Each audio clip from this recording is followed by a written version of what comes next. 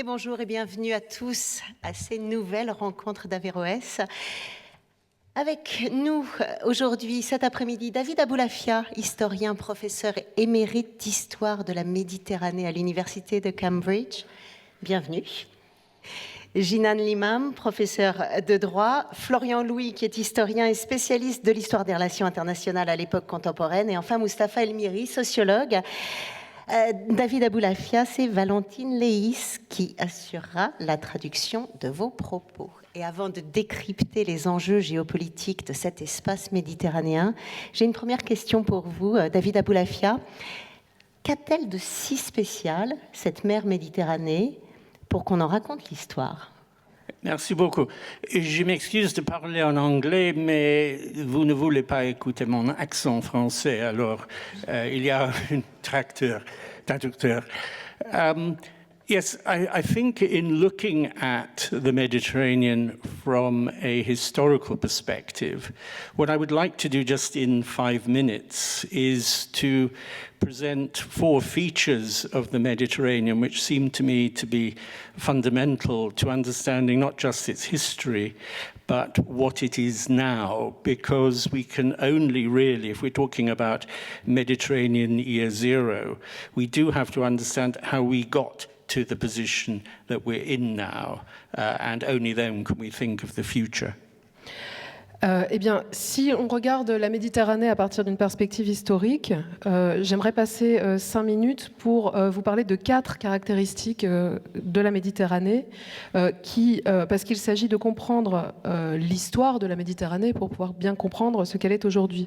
Puisqu'il s'agit dans ces rencontres de parler de la Méditerranée année zéro, ce qui nous intéresse, c'est de voir comment nous sommes arrivés à ce point actuel. So I have the word mer in mind, M-E-R, and actually I'm going to spell it, if you don't mind, the German way, M-E-E-R, and each of these letters stands for what, to my mind, is an important feature of the history of the Mediterranean: migration, empire, economy, and religion.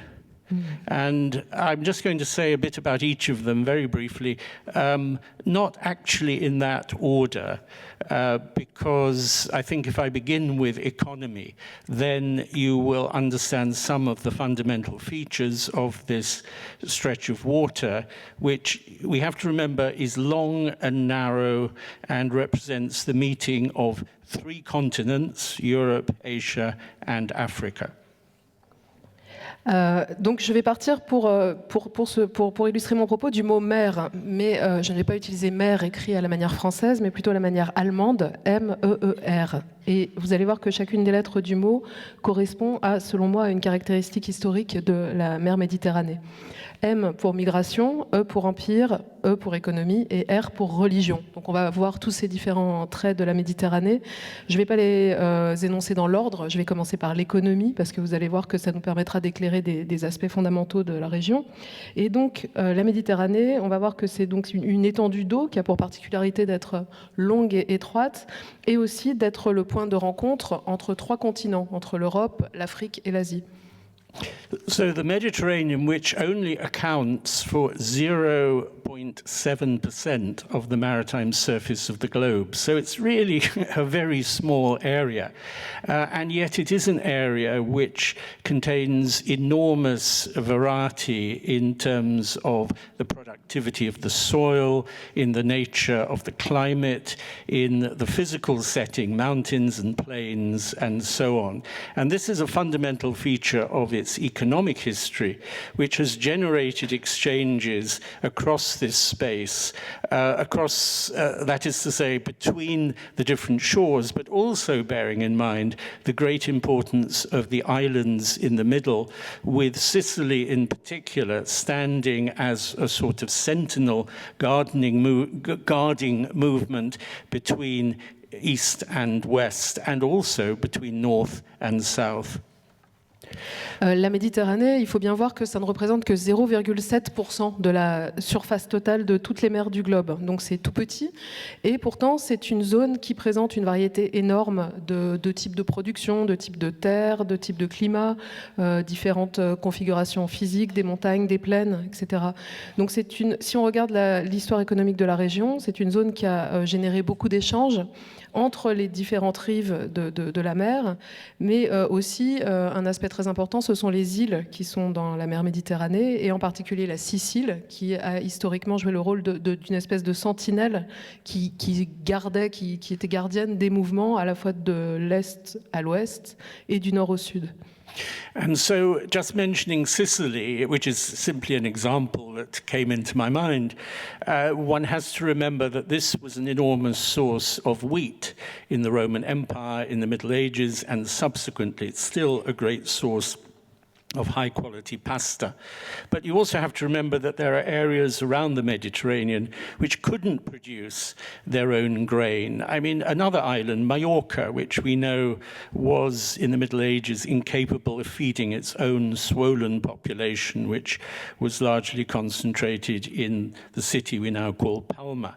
So these exchanges of goods, one area producing something which was required in another, and it might even be something as unfortunate as slaves, so slaves coming down from Bosnia being sold by the Venetians and others in the Mediterranean.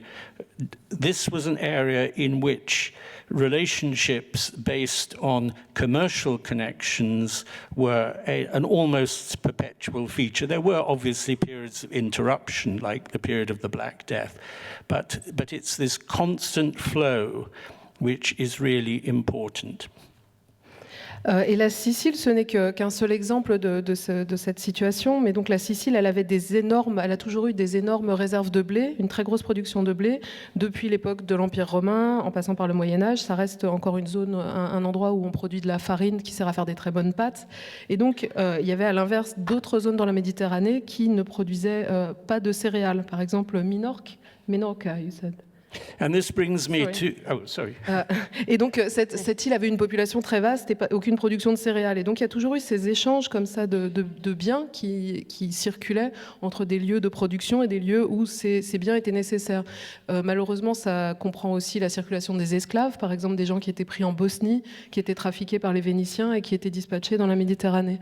Donc, toutes ces relations, la Méditerranée a toujours été caractérisée par ces connexions économiques de très longue date qui ont continué comme un flux quasiment ininterrompu depuis l'Antiquité. Peut-être il y a eu quelques périodes d'interruption comme la période de la peste, mais donc ces flux sont très importants dans l'identité de la région. And this brings me to two other letters, the M and the other E. One of the effects of these trading connections was the creation, as you well know if you live in Marseille, of trading colonies. In the case of Marseille, a trading colony established by Greeks who lived in a city on the edge of what is now Turkey. So these long-distance connections are a feature of the Mediterranean over a great many centuries, but they also involved the movement, settlement of people, and the creation of port towns. Now, this was only one feature of migration. There were also, of course, large mass movements of population. You think of, for instance, the Vandals, who coming down ultimately from Scandinavia, but ended up in North Africa, where they established a kingdom around the year 500. Donc si nous passons ensuite aux lettres suivantes, le M de migration et le E de empire, on voit que l'effet qu'ont eu ces échanges commerciaux, ça a été la création de colonies commerciales, de comptoirs commerciaux. Par exemple, c'est le cas de Marseille, qui a été établi par des Grecs qui vivaient tout près de la Turquie actuelle. Toutes ces connexions sur la longue distance d'un bout à l'autre de la mer a donné lieu à des mouvements de population qui se sont établis, qui se sont installés, qui ont créé des villes portuaires et qui se sont implantés donc dans différents endroits. Et donc il y a toujours eu ces mouvements de masse à travers la Méditerranée, par exemple le peuple des Vandales qui venaient à l'origine de Scandinavie et qui se sont établis en Afrique du Nord où ils ont établi un royaume aux alentours de l'an 500. And when we look at empire, we can think of empire in two ways. We can think in two different forms, really. One is the commercial empires established, for instance, well, I've mentioned the Greeks, but we could also think about the Venetians and the Genoese with their commercial stations around the Mediterranean. And then we have political empires as well. I mean, alongside the Genoese, you had the Catalans who were under the authority of the King of Aragon and managed to acquire, although their base was in Spain, managed to acquire Sicily and Sardinia. So that is just to take some examples from the medieval period. But the spread of empires across the Mediterranean often actually bound up with economic issues. So the arrival of the British, for instance, in the 18th century is a good example of that. And then Et donc, quand on parle de l'idée d'empire, ça peut prendre deux formes différentes. Il peut s'agir d'empires commerciaux, par exemple les Grecs qui poursuivaient leurs échanges commerciaux à travers la Méditerranée, les Vénitiens, les Génois qui établissaient des comptoirs commerciaux à travers toute la région. Mais il peut s'agir aussi d'empires politiques, par exemple dans le cas des Génois aussi, ou dans le cas des Catalans, qui, sous le règne du roi d'Aragon, ont acquis des terres, ont acquis la Sicile et la Sardaigne pour s'y implanter. Cette diffusion d'empires politiques est toujours intimement liée à des questions économiques. Par exemple, les Britanniques, au XVIIIe siècle, ont étendu aussi leur empire sur la région. And just finally, but very, very briefly, the role of religion. And it's something, I have to say, which I think Fernand Braudel, that great French historian, did very much underestimate. The Mediterranean as the place, not the birthplace of Islam, obviously, but the birthplace of Judaism and Christianity, with Islam playing also an extremely important role in the creation of empires within the Mediterranean. In more recent history, one thinks of the Ottoman Empire, but also across North Africa, a whole series of empires from the early Middle Ages onwards. So the meeting of the three religions is a very important theme in Mediterranean history. Et finalement, le quatrième aspect, c'est la religion. C'est un aspect que Fernand Braudel, ce remarquable historien, a finalement un peu sous-estimé. La Méditerranée, c'est le lieu où sont nés le judaïsme, le christianisme. L'islam n'est pas né dans la Méditerranée, mais en tout cas, il a joué un rôle majeur aussi par les empires qu'il a établis dans la région, avec l'Empire ottoman, avec son implantation en Afrique du Sud. Donc la Méditerranée, un aspect essentiel, c'est ce statut de point de rencontre entre ces trois religions. Merci David Aboulafia. Florian Louis, je rebondis sur ce qu'a dit David Aboulafia. 0,7% seulement de la surface maritime du globe, cette mer Méditerranée. Est-ce qu'aujourd'hui, elle compte encore vraiment dans l'histoire du monde ? Oui, parce que tout l'intérêt précisément de cette mer, c'est qu'elle est un microcosme qu'on peut entendre de plusieurs manières, c'est-à-dire un résumé du monde. Pour le dire très vite, on aura le temps de développer certains points, mais on passe là la fameuse fracture entre le nord et le sud. Donc finalement, quand on étudie seulement cette mer-là, on apprend des choses qui nous parlent du monde entier. C'est aussi un microcosme parce que c'est un monde en soi. Et c'est précisément ce qui en fait l'intérêt, c'est-à-dire qu'en fait, d'ailleurs un peu égoïstement, quand on travaille sur la Méditerranée, ce qui est très bien quand on est chercheur, c'est qu'en général, quand on est chercheur, il faut se spécialiser sur une aire géographique, et soit on est spécialiste de l'Europe, du Moyen-Orient, de l'Afrique ou des Amériques. Bon, mais quand on travaille sur la Méditerranée, précisément, on doit travailler à la fois sur l'Europe, sur l'Afrique, sur le Moyen-Orient, et on doit penser donc la Méditerranée à la fois comme un lieu qui nous permet, comme un observatoire qui nous permet depuis la Méditerranée de regarder sur ces différentes rives et donc d'être un peu entre guillemets touche à tout, de pouvoir varier ses plaisirs, etc. Et inversement, de voir aussi ce que justement la proximité, la vicinité entre ces différents mondes fait quand on regarde pour le coup depuis le rivage, depuis une rive vers l'autre, ou depuis une rive vers la mer. voir comment il y a des interactions qui se produisent. Donc on est à la fois dans un lieu où on peut observer de la diversité, différents mondes, et en même temps dans un monde en soi qui est le fruit d'un mélange, d'un croisement, d'un syncrétisme, souvent conflictuel, mais pas toujours, entre ces différents mondes. Et c'est en cela, effectivement, que même si on se place d'un point de vue purement géopolitique, effectivement, le XXe siècle a été très largement un siècle de l'Atlantique et de la relation transatlantique, donc plutôt une marginalisation de la Méditerranée. Le 21e, on nous l'annonce, un monde plutôt de l'Indo-Pacifique, donc une marginalisation de la Méditerranée, mais en même temps, malgré tout, ça reste un observatoire de ces dynamiques, d'autant plus que c'est précisément depuis, en tout cas, 1869 et l'ouverture du canal de Suez, mais en fait, même avant, puisqu'avant le canal de Suez, on déchargeait des marchandises et on les repassait de l'autre côté sur la mer Rouge par voie terrestre. C'est un corridor qui relie précisément l'Atlantique à l'océan Indien, donc le théâtre majeur jusqu'à il y a peu et peut-être jusqu'à aujourd'hui, qui était le théâtre transatlantique, vers le théâtre de plus en plus majeur et qu'on nous promet être majeur de demain, le monde Indo-Pacifique. Donc ça reste une ligne à la fois de fracture et de contact, et à toutes les échelles, elle est intéressante de ce point de vue-là. Jinan Limam, on voit c'est une zone de contact, une zone de frottement, une zone aussi d'expérimentation, peut-être parce que la Méditerranée, c'est aussi le berceau de la démocratie, pour les droits humains, pour les droits des femmes. C'est quelque chose que vous voyez, vous, depuis la Tunisie, cette façon dont les droits aujourd'hui progressent ou peut-être régressent en Méditerranée? Bon, tout d'abord, la Méditerranée est appréhendée comme une caisse de résonance des grands événements internationaux. Donc, le processus de démocratisation, les avancées sur les droits humains, les droits des femmes sont également présents et en laissant en Méditerranée, sur les deux rives de la Méditerranée. Je dirais que bon, pour appréhender cette problématique des droits humains, des droits des femmes de façon plus particulière, peut-être il faut être conscient de certains écueils à éviter. Alors, le premier, c'est le relativisme culturel, parce que là, souvent, quand on pose la question des droits humains, des droits des femmes, on tombe dans un certain relativisme selon lequel les pays arabes ou pays musulmans n'étaient pas éligibles à la démocratie ou au respect des droits humains ou des droits des femmes. Donc, c'est un premier écueil qu'il faut vraiment éviter.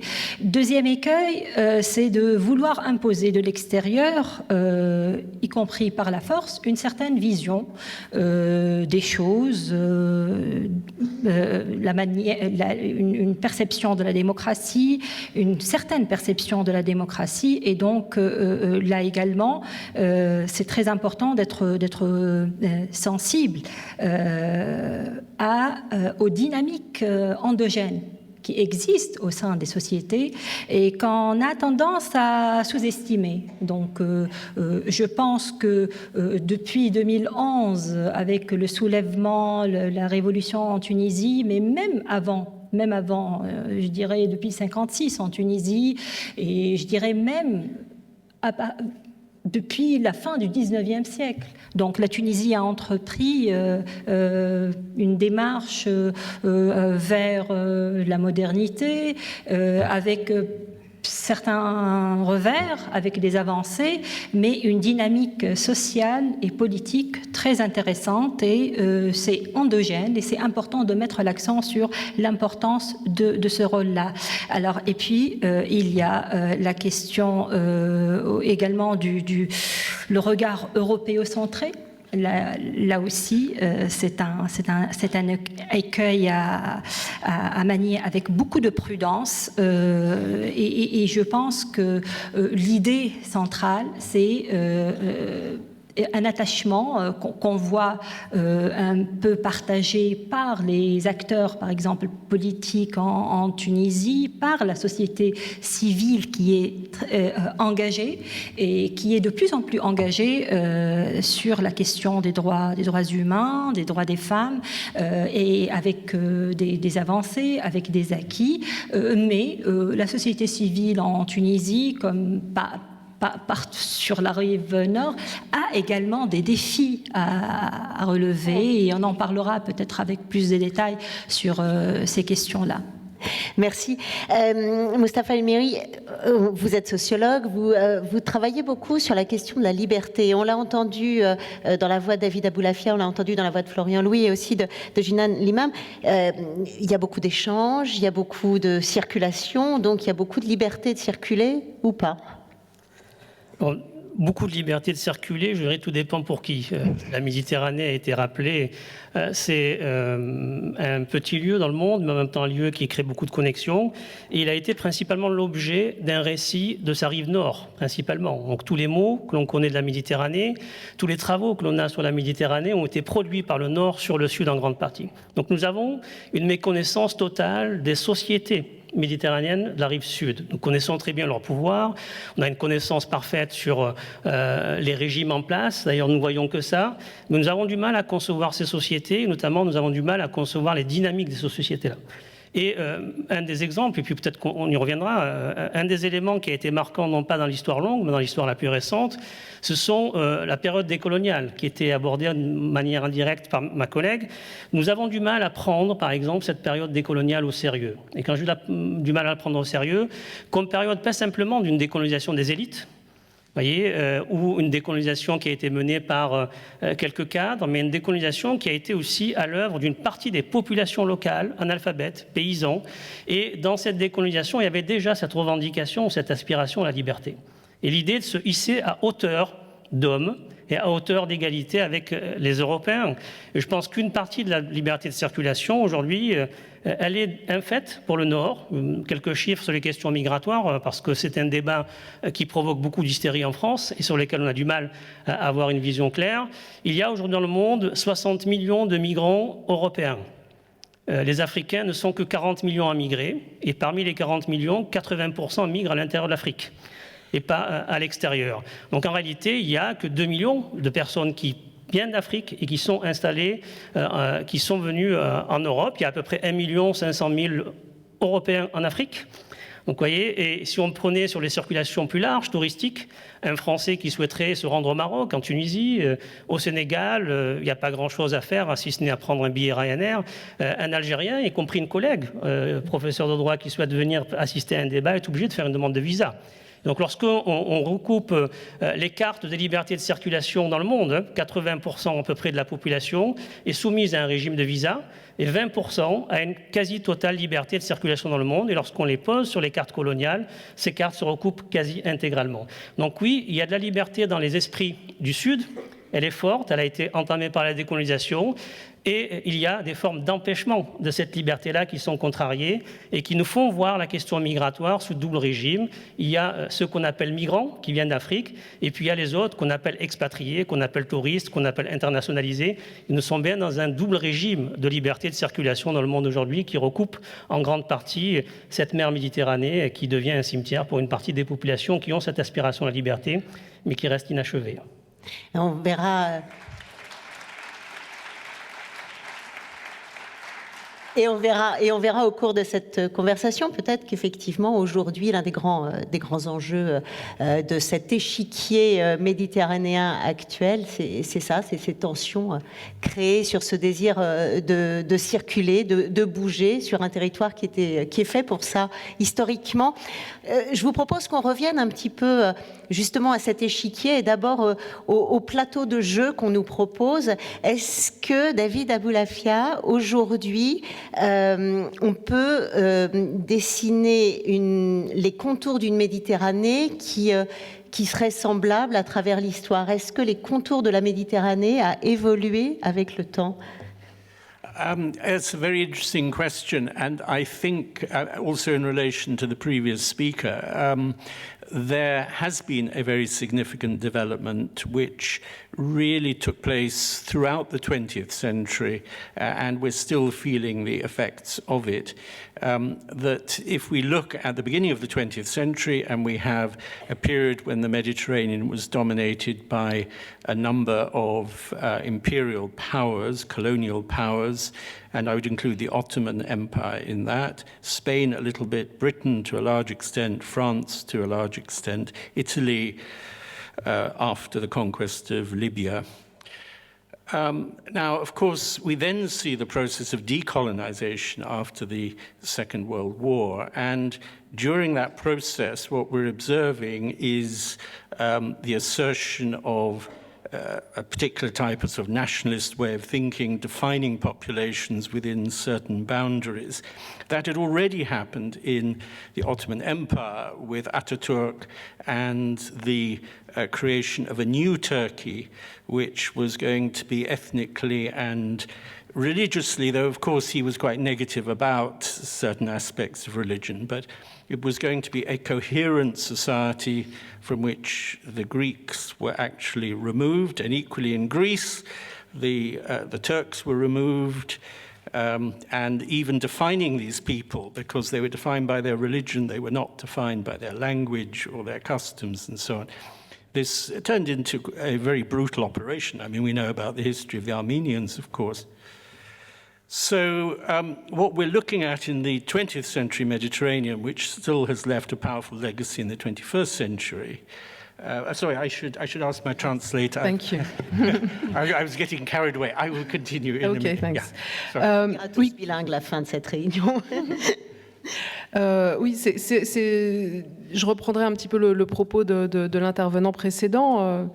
Effectivement, le XXe siècle a été une période de développement très important pour la Méditerranée et une période dont nous ressentons encore les effets aujourd'hui. Parce qu'au début du XXe siècle, l'espace était dominé par les principales puissances coloniales, l'Empire ottoman, l'Espagne, la Grande-Bretagne, la France et dans une moindre mesure l'Italie qui s'est implantée en Libye. Et ensuite, la décolonisation après la Seconde Guerre mondiale a mené à une montée de manière de penser nationaliste qui exigeait de penser en termes de limites et de frontières.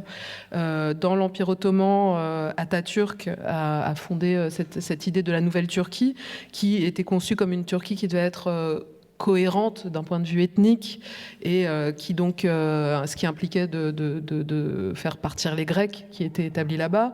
De même en Grèce, les Turcs ont été expulsés et donc ces identités se sont retrouvées définies sur une base religieuse et non pas sur la langue par exemple ou sur les coutumes et les pratiques des gens, et ça a donné lieu à des opérations de purification assez brutales.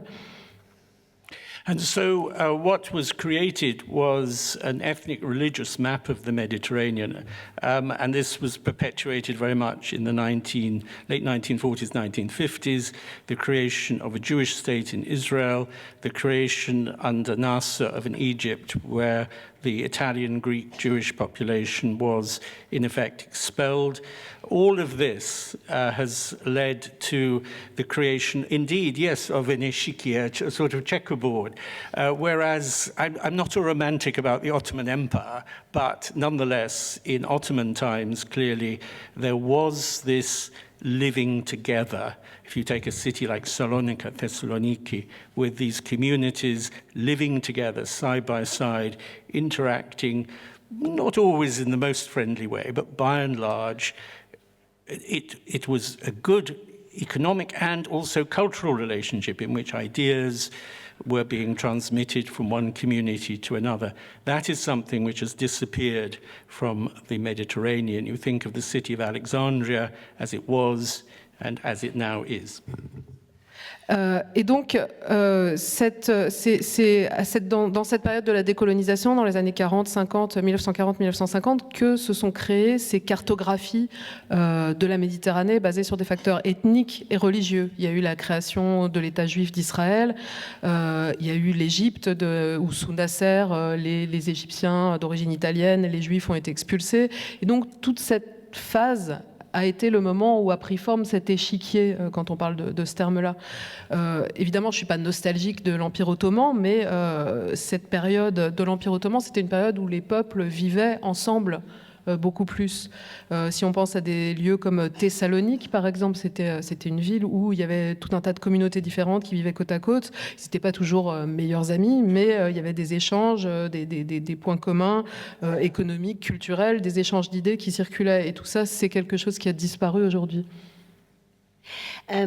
Florian Louis, est-ce qu'aujourd'hui on est sur une Méditerranée avec des centres de gravité qui se sont modifiés? Où est-ce que ça se passe en Méditerranée aujourd'hui, l'histoire et les...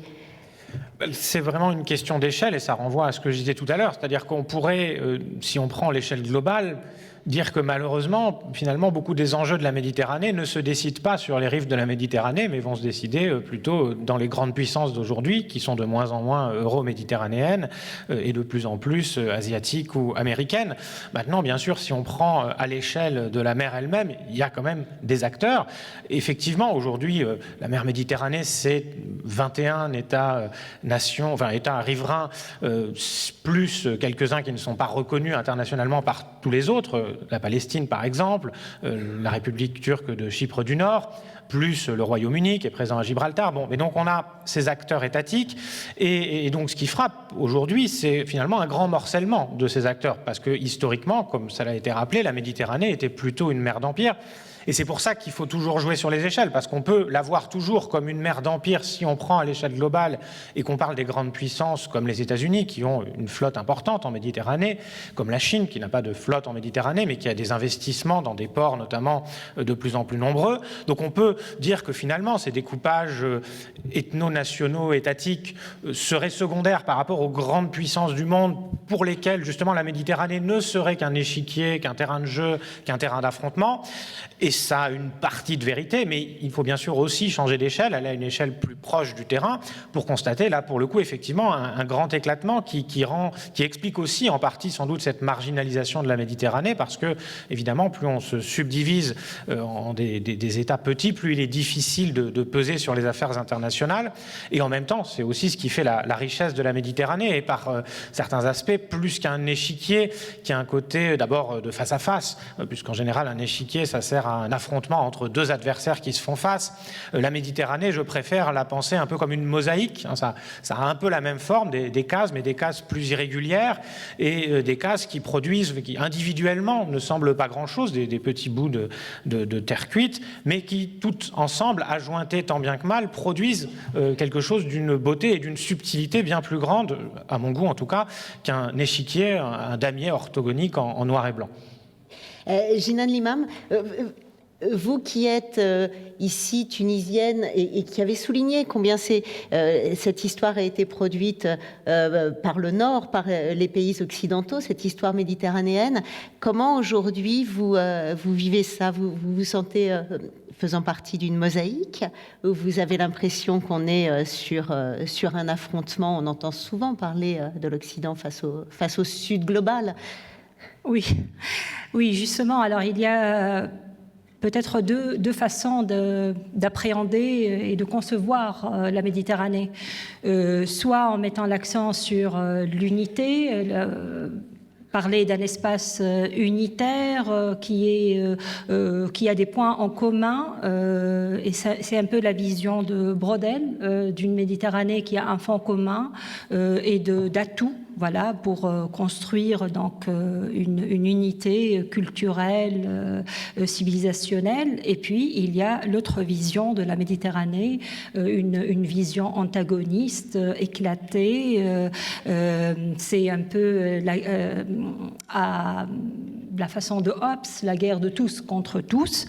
Et c'est la loi du plus fort qui prévaut. Et puis, il y a donc une Méditerranée qui est gouvernée par une dualité manichéenne, donc le Nord contre le Sud ou le Sud contre le Nord, les pays chrétiens ou ayant l'héritage judéo-chrétien contre les pays arabo-musulmans.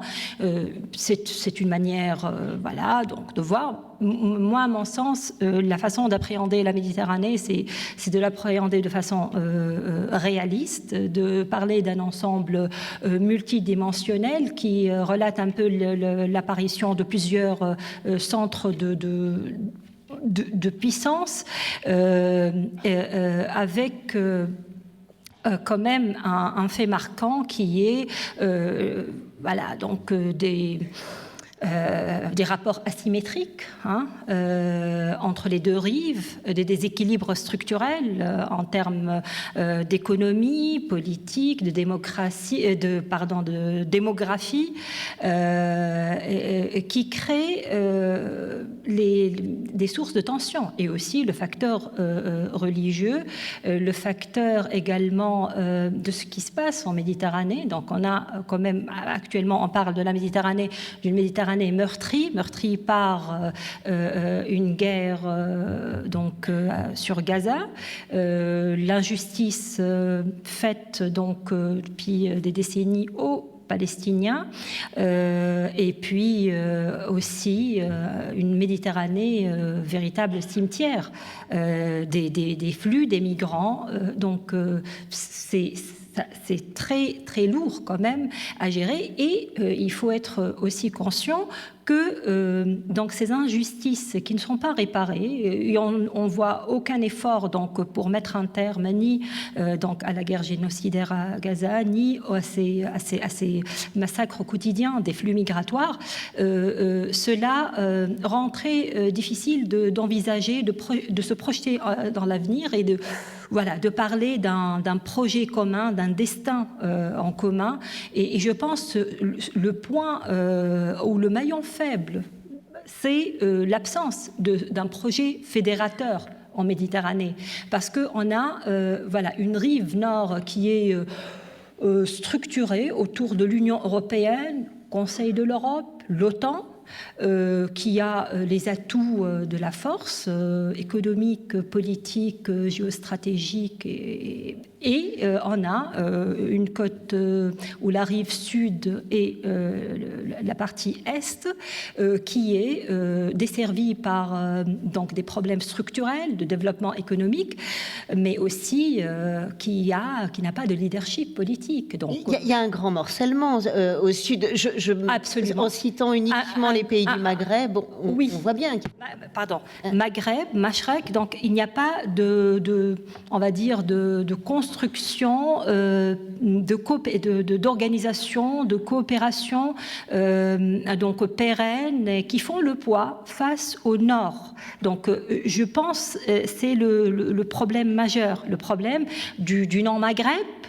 Et puis l'absence, le non-Maghreb, même si l'Union du Maghreb arabe existe depuis les années 80, mais avec un bilan vraiment très médiocre, ou une construction éphémère. La Ligue des États arabes existe également, mais également avec un bilan éphémère et inefficace. C'est des coquilles vides. Et même les projets dans les années 90, vous savez, le processus de paix au Moyen-Orient a encouragé la relance d'une réflexion sur la coexistence pacifique en Méditerranée, autour du processus de Barcelone, autour également de l'Union pour la Méditerranée, mais on voit que ce sont des processus qui ont perdu de leur envergure et crédibilité avec l'échec du processus de paix en Palestine. Donc, et donc là, nous avons une région, c'est vrai, qui n'est plus le centre de gravité dans la géopolitique, mais qui a également, qui n'a pas de projet commun qui réunit les deux rives de la Méditerranée. Donc, chacun évolue à sa manière, à son rythme, sans pour autant construire un commun, un projet de coopération commun qui réunit les deux rives. Et je pense que ça, c'est le problème majeur à mon avis. Avant de s'arrêter un moment sur la guerre à Gaza, la guerre au Liban, qui bien sûr résonne particulièrement dans cet espace méditerranéen, Mustapha El-Mehri, vous aussi vous voyez ce morcellement, et notamment de la rive sud de la Méditerranée, vous le... Alors, moi, je proposerais de faire un pas de côté. Si on fait l'histoire des régimes politiques, ou des pouvoirs, de manière générale, nous sommes dans des morcellements. Si on fait une histoire, et je pense qu'elle manque sérieusement cette histoire, une histoire populaire de la Méditerranée, à partir des peuples, le morcellement est moins évident à observer. Pourquoi je dis cela? Parce que lorsqu'on s'interroge sur les sociétés africaines, Afrique du Nord, ou même subsahariennes, ou les sociétés européennes, on s'aperçoit que nous sommes tous constitués d'un fragment de l'autre. Historiquement, que ce soit au niveau de langage, que ce soit au niveau de notre architecture, urbanisme, au niveau de l'histoire. Et nous sommes dans un espace où il y a eu une circulation extrêmement forte des questions culturelles, une circulation anthropologique forte qui fait que le français d'aujourd'hui ne peut pas exister sans s'interroger sur sa part maghrébine, sur sa part africaine, de même que le maghrébin ne peut pas exister sans s'interroger sur sa part française ou européenne. Donc si on part de là, on s'aperçoit qu'en réalité, nous sommes dans une époque où les similarités n'ont jamais été aussi fortes. Et moi, mon hypothèse, c'est justement parce que les similarités sont très fortes que les frontières ethniques ressurgissent. C'est parce qu'on se ressemble de plus en plus que certains ont besoin de remettre en place des frontières de distinction. Et il me semble que les mouvements d'extrême droite, comme les mouvements islamistes intégristes, sont un peu le produit, non pas de la distinction du morcellement, mais sont le produit d'une espèce de marche de similarité entre les sociétés et les populations. Si on prend simplement un phénomène, l'urbanisation d'Afrique, l'urbanisation de l'Europe a produit des modes de vie semblables.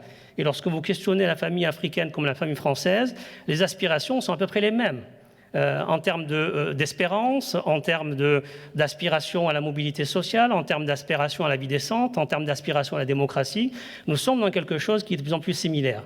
Et donc, je pense que voilà, la Méditerranée devrait faire ce travail, nous devrions faire ce travail-là sur quels sont les points aujourd'hui qui nous constituent et qui sont similaires. Je pense que c'est là qu'est la solution. Si on ne part pas des sociétés, il n'y a pas de solution à entrevoir. Et dernier élément sur cette question du morcellement, je pense que le morcellement que l'on vit actuellement, il est aussi en grande partie lié au fait qu'il manque dans le récit de l'histoire de la Méditerranée une part d'écriture des autres.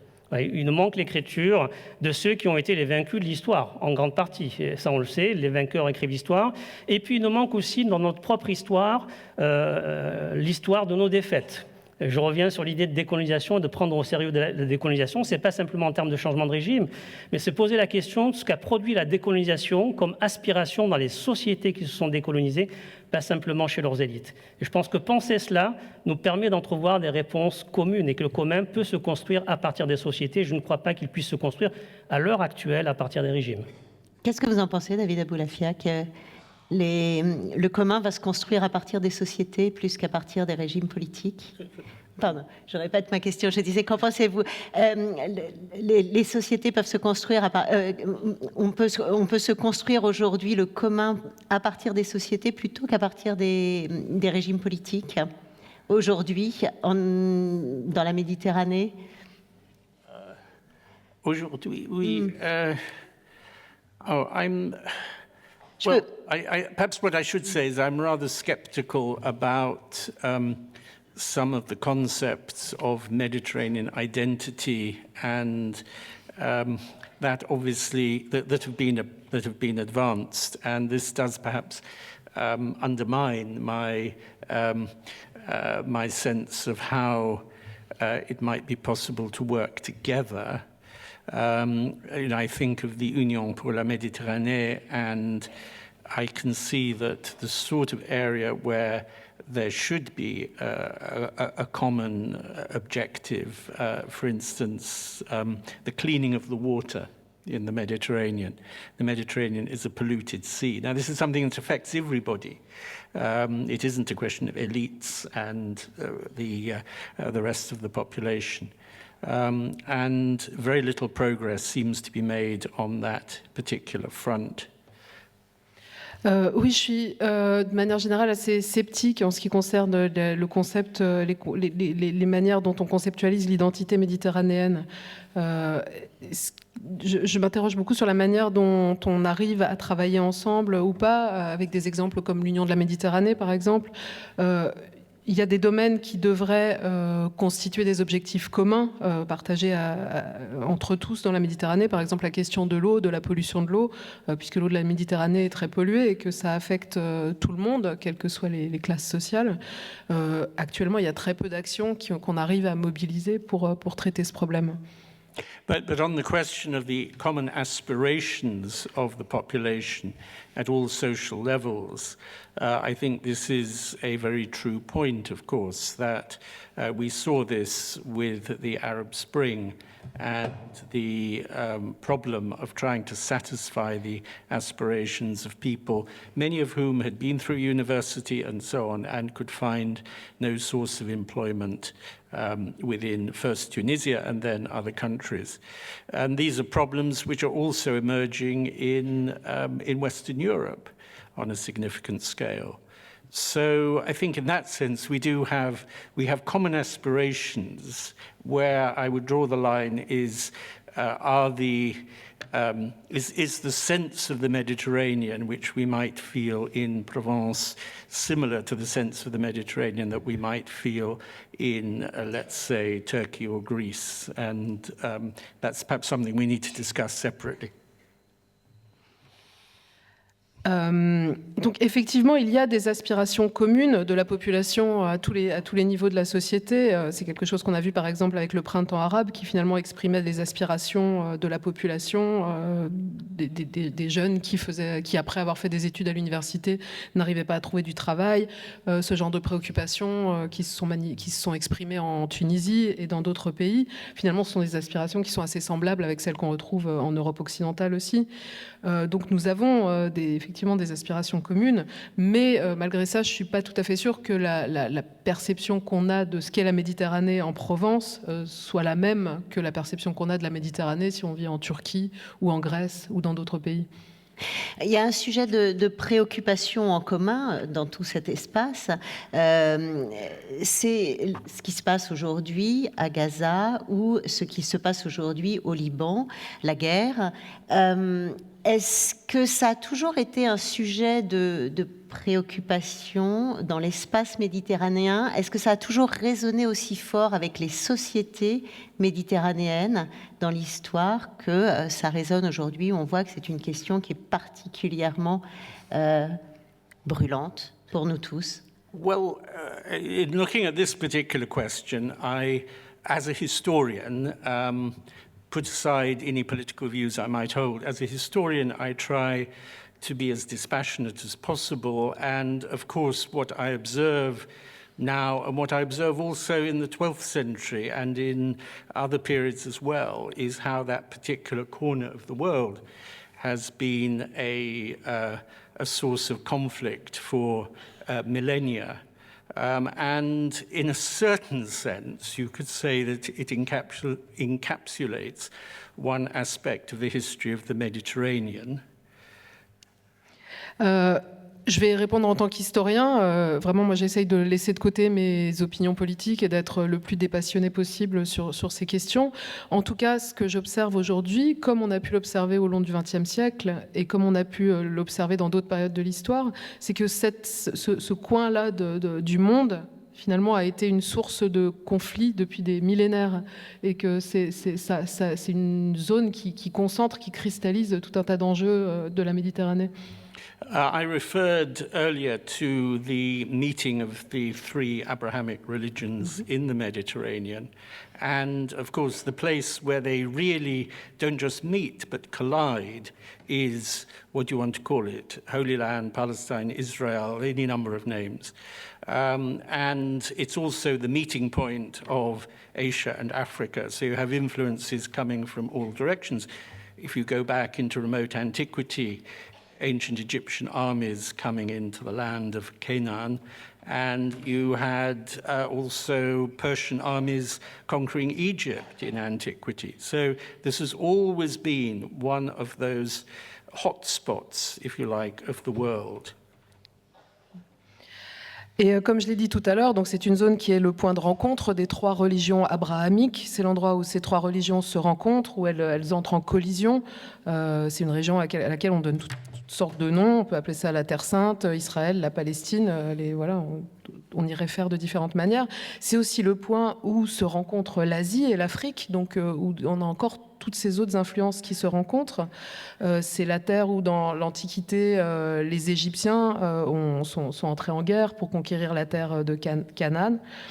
C'est là où les armées de Perse ont envahi l'Égypte. Donc ça a toujours été un point chaud, finalement, dans l'histoire. Yes, and it's perhaps surprising that in rather an arid and unpromising corner of the world, which has enormous numbers of problems with the water supply and everything like this, that so many people should be fighting over it. I think that's enough said about that issue from me. Et en tout cas, on peut être surpris que dans une zone qui est aussi aride, aussi peu accueillante, où l'approvisionnement en eau pose tout un tas de problèmes, qu'il y ait tous ces gens qui soient aussi déterminés à se combattre pour le contrôle de cette région. Mais voilà, sur cette question, donc je m'arrêterai ici. Florian Louis, est-ce que aujourd'hui, on voit bien, c'est une question qui est inflammable dans les sociétés européennes. Ça l'est aussi, d'une certaine manière, pour toutes les sociétés sur la rive sud de la Méditerranée. Oui, c'est un problème pour le coup pan-méditerranéen qui concerne toutes les rives. Là encore, moi, comme David, je suis historien, donc j'essaie de mettre ça sur une perspective de longue durée. Et ce qu'on vit aujourd'hui au travers de points chauds comme le Liban ou la Palestine, c'est la difficile transition, la transition ratée du modèle impérial au modèle national, finalement. Comme l'a dit David, il ne faut surtout pas idéaliser l'Empire ottoman ou ces autres empires multiculturels, multinationaux, où il y avait aussi des massacres, des violences, des ségrégations intercommunautaires. Donc il ne s'agit pas de tomber dans un mythe nostalgique du passé, mais force est de constater que la transition de ce monde d'empire qui faisait cohabiter tant bien que mal des populations de langues, de cultures, de religions différentes à un monde d'État-nation n'a pas très bien marché autour des rives de la Méditerranée. Cette transition, il faut le dire d'ailleurs, parce que c'est intéressant, souvent, un peu partout dans le monde, et c'est peut-être là l'explication pourquoi ça marche moins bien en Méditerranée, en général, le passage de l'Empire à l'État-nation se fait par un mouvement d'émancipation justement des nations qui prennent les armes, par exemple la Grèce pour le coup, qui sort de l'Empire ottoman et qui donne naissance à un État-nation grec. Mais il se trouve qu'en Méditerranée, et notamment au Proche-Orient, ce basculement il a été fait très largement de force par les Européens, par les Occidentaux, notamment à l'époque mandataire, au XXe siècle, puisque finalement, qu'est-ce qu'on a voulu faire, qu'est-ce que les Britanniques, les Français, la SDN ont voulu faire? Ils ont assimilé nation et religion, ce qui déjà est très discutable. Ils ont dit, voilà, il y a des juifs, il faut un État pour les juifs. Il y a des chrétiens, il faut un État pour les chrétiens, et c'est pour ça qu'on crée le Liban. Et dans le cas des Français, à l'époque où la Syrie est un mandat français, on crée aussi un État des Alaouites, un État des Druzes. Donc il y a cette idée... alors sans doute pas forcément toujours bien intentionnée, qui devait être aussi une idée de diviser pour mieux régner, mais on peut même aussi y voir finalement, voilà, on se dit ça marche chez nous, l'État-nation, on va faire pareil en Orient. Le problème c'est que justement, c'est toujours pareil, la démocratie ou l'État-nation importé de l'extérieur, et tout ce qui est apporté de l'extérieur fonctionne rarement, et aujourd'hui on paie le prix de ce découpage plus ou moins bien intentionné, mais dont on voit bien qu'on a du mal à faire rentrer la diversité, la complexité, l'hétérogénéité d'une large partie des rives de la Méditerranée dans justement ces cases bien étroites et bien carrées d'un échiquier. Et il en résulte ce que vous disiez, c'est-à-dire qu'au lieu d'avoir des logiques de rationalité qui sont celles qu'on a autour d'un échiquier, on a plutôt des logiques passionnelles qui s'expriment. Et là encore, le Proche-Orient, et David le montrait bien, en est un très bon exemple. C'est-à-dire qu'en général, quand on fait de la géopolitique, quand on étudie les relations internationales aujourd'hui comme hier, on pense en termes d'intérêt. On se dit, voilà, si un État, et parfois on le dit encore aujourd'hui, mais de manière trop simplificatrice, on va dire, voilà, si un État fait la guerre ici ou autre, c'est parce qu'il y a du pétrole ou je ne sais quoi. Mais justement, quand on regarde la Palestine, il n'y a pas de pétrole, il n'y a rien de très stratégique en Palestine. Par contre, il y a du symbole, il y a de l'histoire, et ça nous montre justement que la raison n'explique pas tout et que les relations internationales ne peuvent pas se penser justement simplement comme si on était autour d'un échiquier, parce que la passion, bien plus que la raison, intervient, en tout cas en certains endroits. Pourquoi est-ce que ça résonne autant, Moustapha El-Mehri? Je veux dire, au nord comme au sud.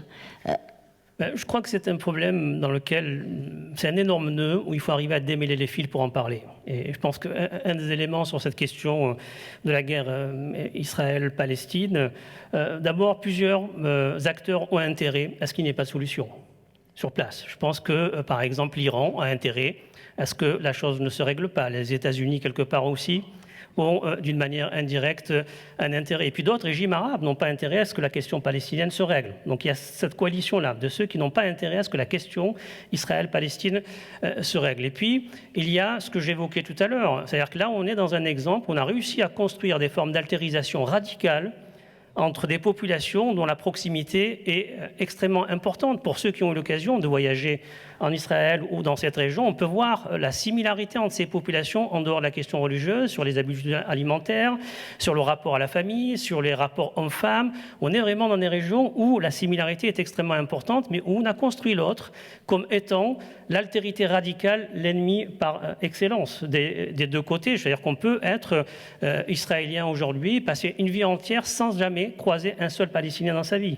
Et de même, du côté palestinien, on peut passer toute une vie en tant que Palestinien sans jamais avoir rencontré un Israélien. Donc on est simplement dans les figures qu'on a les uns des autres. Donc je pense qu'il y a cet élément-là. Et puis ce qui résonne, l'autre fil qu'il y a aussi là-dedans, c'est l'histoire nord-sud. Il y a cette idée de 2 poids 2 mesures qui est régulière. Et donc là, je dirais que ce n'est pas l'échec simplement de l'histoire, c'est l'échec de l'application du droit international. Et donc là, ça interroge. On est vraiment dans un territoire où le droit international est en échec. Et puis sur l'aspect passionnel, moi je pense qu'il est extrêmement important de faire l'historiographie de chacune de ces populations. Il ne faut pas oublier que la population juive a vécu plus de 3000 ans de persécution, avec une des persécutions les plus importantes, c'est celle qu'on connaît ici, que donc il ne peut pas être autrement pour les populations juives que d'avoir un rapport passionnel à ça, parce que c'est inscrit dans leur chair. Et donc dès qu'on est sur cette question, on est aussi sur un rapport à sa propre histoire. De même côté, au niveau des Palestiniens, qui ont vécu la Nakba avec un déni, à la fois local et un déni international, le rapport à cette histoire-là ne peut pas être autre chose que passionnel. Et d'une certaine manière, une partie des populations arabo-musulmanes, je parle des sociétés, et non pas des régimes, ont aussi ce rapport passionnel parce que derrière la question palestinienne se joue aussi l'histoire des vaincus qui n'est pas reconnue, qui est déniée. Et donc on a aussi ce transfert et cette projection. Donc si on ne fait pas un effort de démêler tous les fils et de remettre chaque chose à sa place, il est difficile de parler de la question Israël-Palestine. Je dirais que ce devrait faire consensus entre nous, dans un premier temps, avant de rentrer là-dedans, c'est l'application du droit international.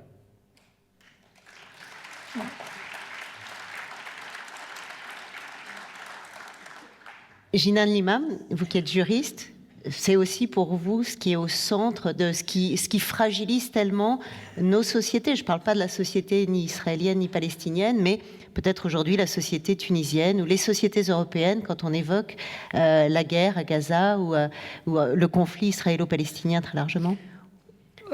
Justement, alors la question palestinienne et la guerre génocidaire menée par Israël a provoqué une onde de choc considérable dans le monde, au pourtour méditerranéen, au Maghreb et en Tunisie, bien sûr. Alors, comment expliquer cette onde de choc? Tout d'abord, il y a la mise en échec du droit international, parce que finalement, sur des décennies, on est face à la prévalence du droit du plus fort et non pas de la force du droit. Donc ça, ce n'est pas nouveau, ça dure depuis des décennies. Et puis, il y a aussi une mise en échec du système multilatéral. Parce que la guerre à Gaza, en Palestine, au Liban, également pose de sérieuses questions sur le multilatéralisme, l'avenir du multilatéralisme et de façon plus précise, les Nations Unies. Vous savez très bien que le système onusien a été conçu vers la fin de la Deuxième Guerre mondiale et cristallise les rapports de force qui résultent de la Deuxième Guerre mondiale. Donc un club de vainqueurs qui sont dotés d'un droit de veto au Conseil de sécurité, et on voit que justement cette manière de faire verrouille le système onusien, le système de la sécurité collective qui est censé être porteur de la paix. Donc on se trouve paradoxalement dans une situation où c'est finalement les Nations Unies qui donne un permis de tuer. Voilà, donc grâce à ce droit de veto. Et je pense que donc, cette situation fait peser de véritables risques sur l'avenir. Donc, alors, est-ce que l'avenir, dans l'avenir, on sera sans les Nations Unies? Alors, si on est sans les Nations Unies, quelles sont les alternatives? Donc, vous voyez que finalement, la question de la Palestine, la question palestinienne, pose de sérieux problèmes pour l'avenir de système, de la façon de gérer les affaires du monde, la guerre, la paix, le développement, et puis donc, il y a également donc une question par rapport je dirais à l'humanité d'une manière plus générale qui dépasse la Méditerranée.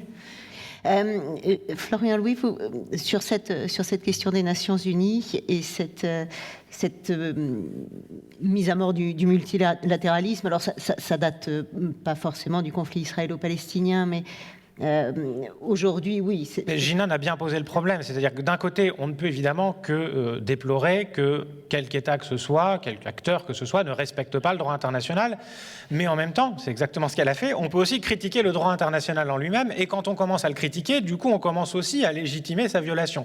Et donc, c'est un problème extrêmement complexe, qui est le problème d'essayer de construire justement un système à la fois multilatéral, mais égalitaire ou démocratique, parce qu'aujourd'hui, effectivement, on a un système multilatéral, mais qui reflète des rapports de force et donc qui n'est pas égalitaire et démocratique. Et si on revient à la question de Palestine, justement, c'est vraiment l'exemple parfait, puisque c'est l'une des toutes premières décisions de l'Organisation des Nations Unies que de décider du partage de la Palestine entre un État juif et un État arabe.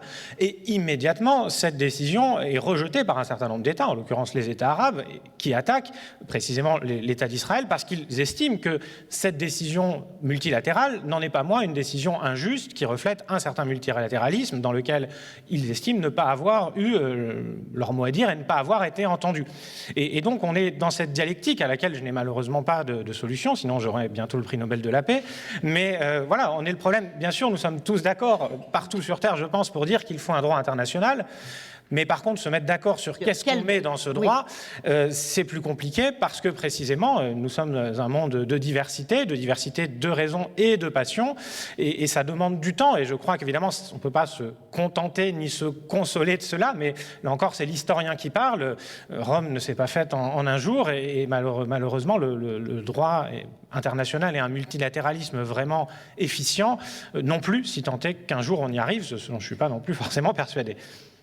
Je vais rebondir sur un autre propos de Jinan tout à l'heure qui parlait de la Méditerranée comme un cimetière aujourd'hui pour les hommes, les femmes qui essayent de gagner l'Europe, une vie meilleure.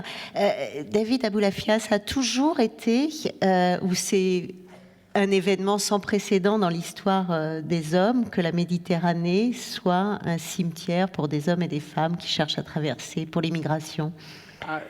Yeah, the problem of migration, well, it's an interesting question, how dangerous crossing the sea has been at various times in human history. And what we do know now, when we look at photographs of, for instance, people trying to escape from Morocco, some of the migrants from sub-Saharan Africa trying to escape from the northern tip of Morocco across the Strait of Gibraltar, we know that a great many lives are lost, that these are very dangerous waters, even that narrow stretch.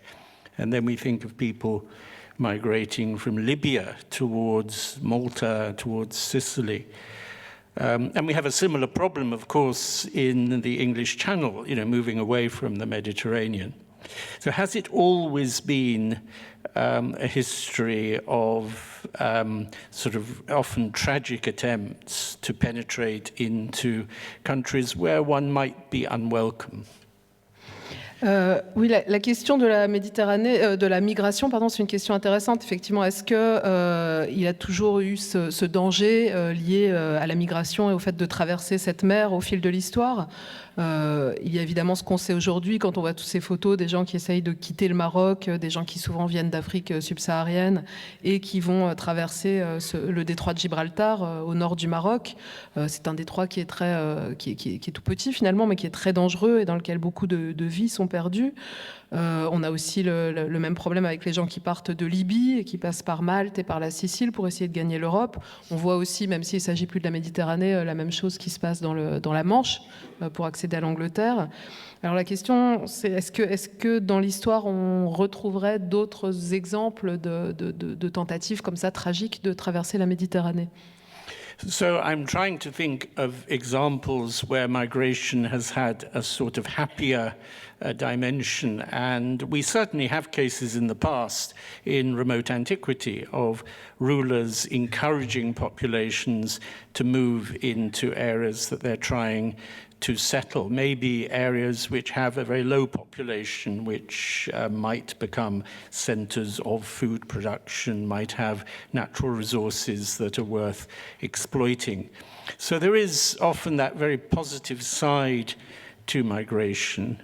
And if we were to look at it simply in terms of genetics, we would of course find that the populations around the Mediterranean are genetically extremely mixed. And everybody who lives around the Mediterranean, probably pretty well everybody has ancestors who come from different corners of Europe and ultimately, and of Asia and ultimately of Africa as well. So there is that sense that the Mediterranean population we know nowadays is a product of thousands of years of migration. It's migration that has very much made the Mediterranean. That, of course, doesn't help us resolve the problem of migration in the 21st century. J'essaye de penser à des exemples de migration liées qui auraient une dimension un peu plus positive. Je pense notamment à l'Antiquité lointaine où il y avait les dirigeants parfois qui encourageaient les populations à aller s'établir dans des endroits qui étaient peu peuplés pour produire de la nourriture ou pour exploiter des ressources naturelles. Tout ça, c'était des exemples de situations où la migration avait une dimension un peu plus positive.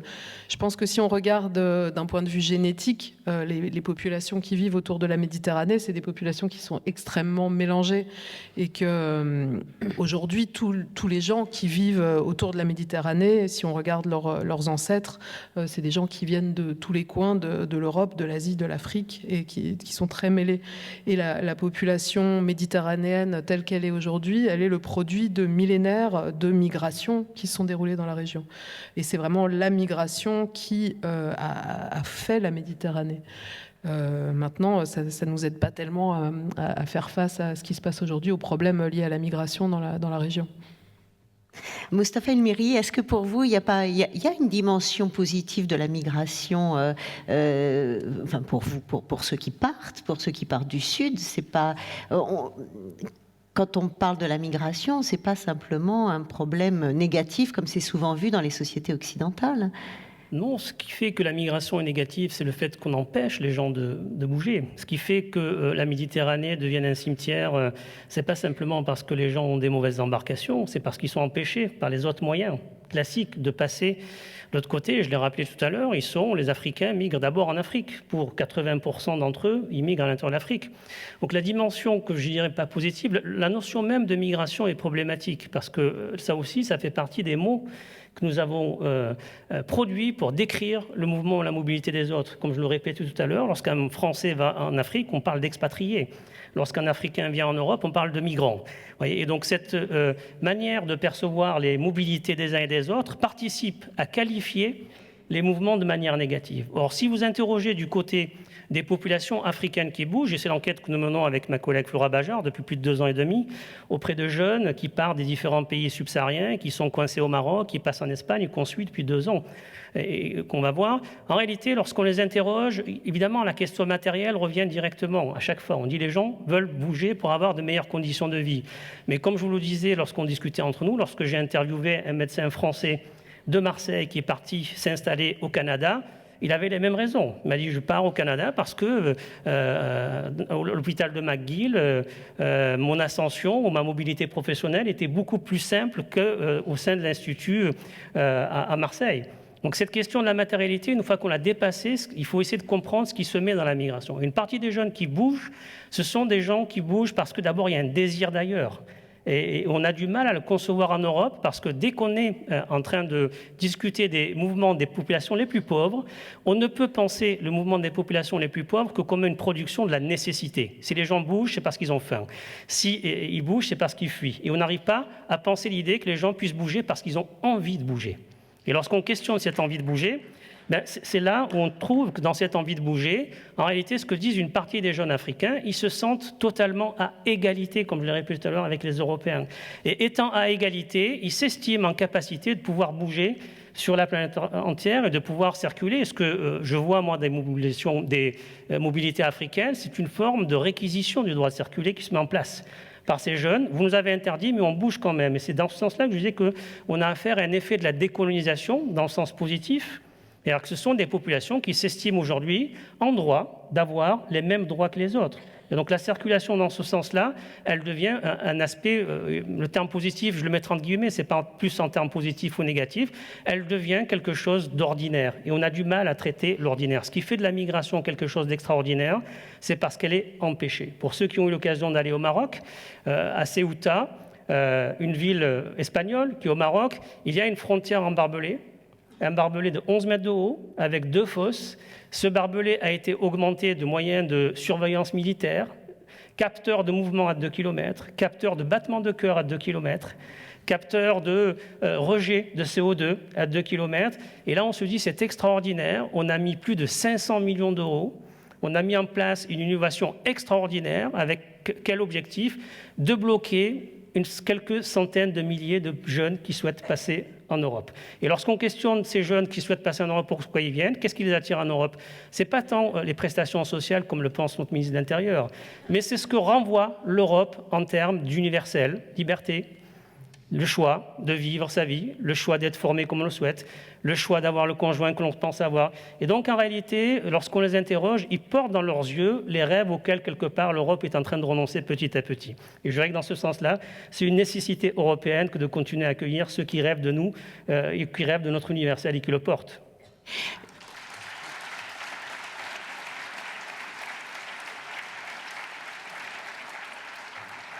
On a vu que c'était, au cours de cette conversation, on a vu qu'il était difficile pour les Méditerranéens d'établir un projet commun et des aspirations communes. Alors peut-être que vous avez ébauché, là, Mustapha El Mehri, la suite. De quoi rêve-t-on aujourd'hui quand on est en Méditerranée? Quelles sont les utopies, quels sont les espoirs? Écoutez, c'est justement le livre que nous sommes en train d'écrire avec ma collègue Flora Bajard sur la question des rêves des jeunes méditerranéens. Parce que lorsqu'on a commencé notre enquête auprès des jeunes qui dormaient à la rue à Casablanca, nous étions, comme tous les Européens, lorsqu'on arrive, on est saisi par les conditions de vie. Et donc, on ne voit pas suffisamment ce qui sous-tend cette force, parce qu'on était sur l'idée de la fuite. Et en les interrogeant, en passant du temps avec eux, en retournant les voir, on s'aperçoit qu'en réalité, ces gens sont porteurs de rêves importants. Et parmi ces rêves, il y a évidemment des rêves illusoires, comme porterait n'importe quel jeune aujourd'hui en Europe, évidemment. Mais il y a des rêves qui relèveraient plus de ce que Ernst Bloch appelait l'acte d'espérer. Voyez, et quand on s'intéresse un peu à ces philosophes qui ont vécu le grand effondrement en Europe, Ernst Bloch, Walter Benjamin, des gens qui étaient installés, qui étaient complètement insérés dans ces sociétés, qui du jour au lendemain se sont vus mettre l'étiquette comme juifs. Et d'ailleurs, Walter Benjamin est passé par Marseille avant d'aller mourir dans les Pyrénées. Lorsqu'on interroge, Ernst Bloch s'était intéressé à l'acte d'espérer. Et derrière la notion d'acte d'espérer, c'est pas simplement une utopie de manière illusoire, c'est l'idée que dans l'acte d'espérer, les gens produisent et se produisent. Ils se produisent en tant que sujet politique. Et en se produisant en tant que sujet politique, on crée les conditions de la transformation. Le monde ne change pas, par contre, ce qui change, c'est notre rapport à ce monde-là. Et c'est ça qui est en train de se passer dans la société ou dans les sociétés africaines. Le rapport au monde de ces jeunes est en train de changer. Et lorsqu'on interroge ce nouveau rapport, il est empreint de ces notions de liberté qu'ont porté une partie des Lumières européennes, mais que porte aussi une partie de ces jeunesses. Et donc, je dirais que c'est là où réside le plus grand rêve. L'acte d'espérer, c'est mettre au travail l'idée que les sociétés peuvent être transformées, et en soi, ce n'est pas rien. Lorsque Bloch le pense, les nazis se sont installés en Allemagne, et lui, il parle à ce moment-là d'acte d'espérer. Donc, vous voyez, comme Walter Benjamin, ils n'ont pas parlé de l'effondrement, ils ont travaillé tous les deux sur comment dépasser cet effondrement. Et on est dans cet acte d'espérer, je pense, au niveau des sociétés africaines et des sociétés méditerranéennes de la rive sud. Et je dirais qu'en grande partie, les sociétés aussi européennes et de la rive nord sont dans cet acte d'espérer. Moi, je prends le mouvement des Gilets jaunes, par exemple, pas comme quelque chose de négatif, mais comme une expression, d'une certaine manière, de cet acte d'espérer autre chose.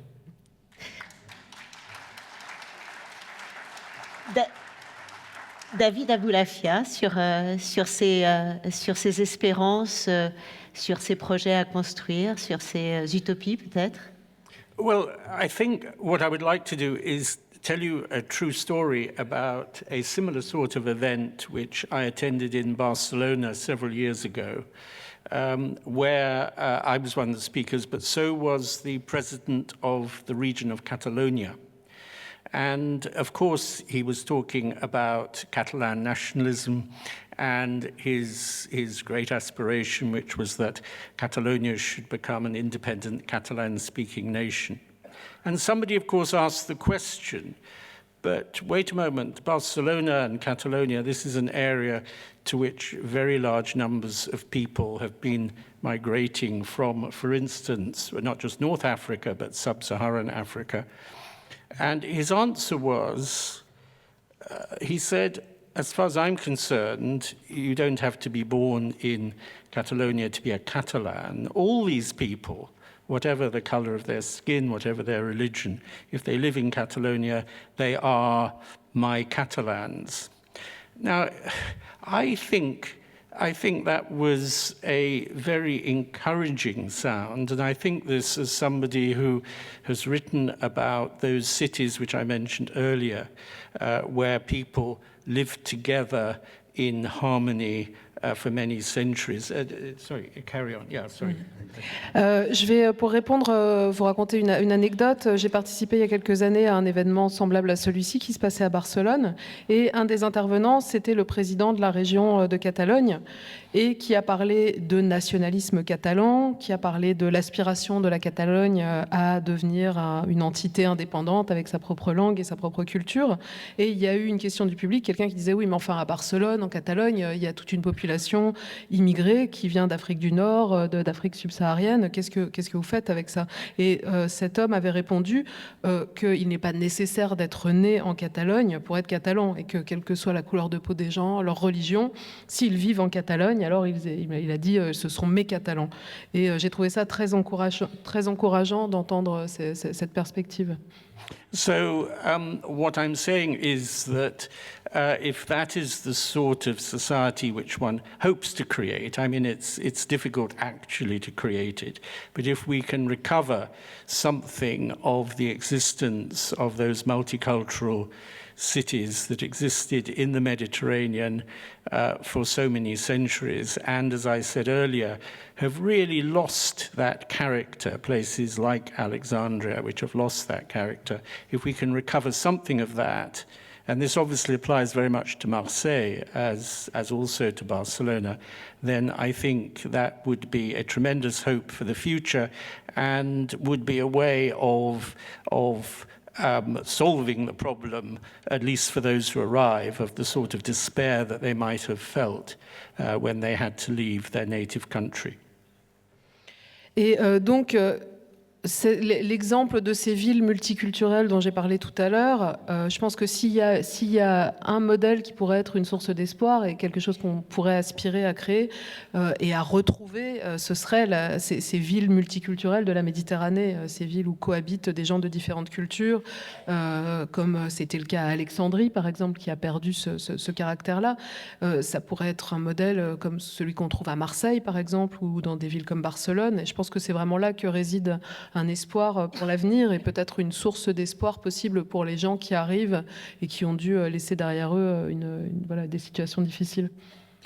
Jinan Limam, vous disiez tout à l'heure cette difficulté de trouver un projet commun pour les sociétés méditerranéennes. Et s'il y avait, les sources d'espoir, elles sont à retrouver dans des villes multiculturelles, comme le dit David Aboulafia. Elles sont... Oui, absolument. Absolument.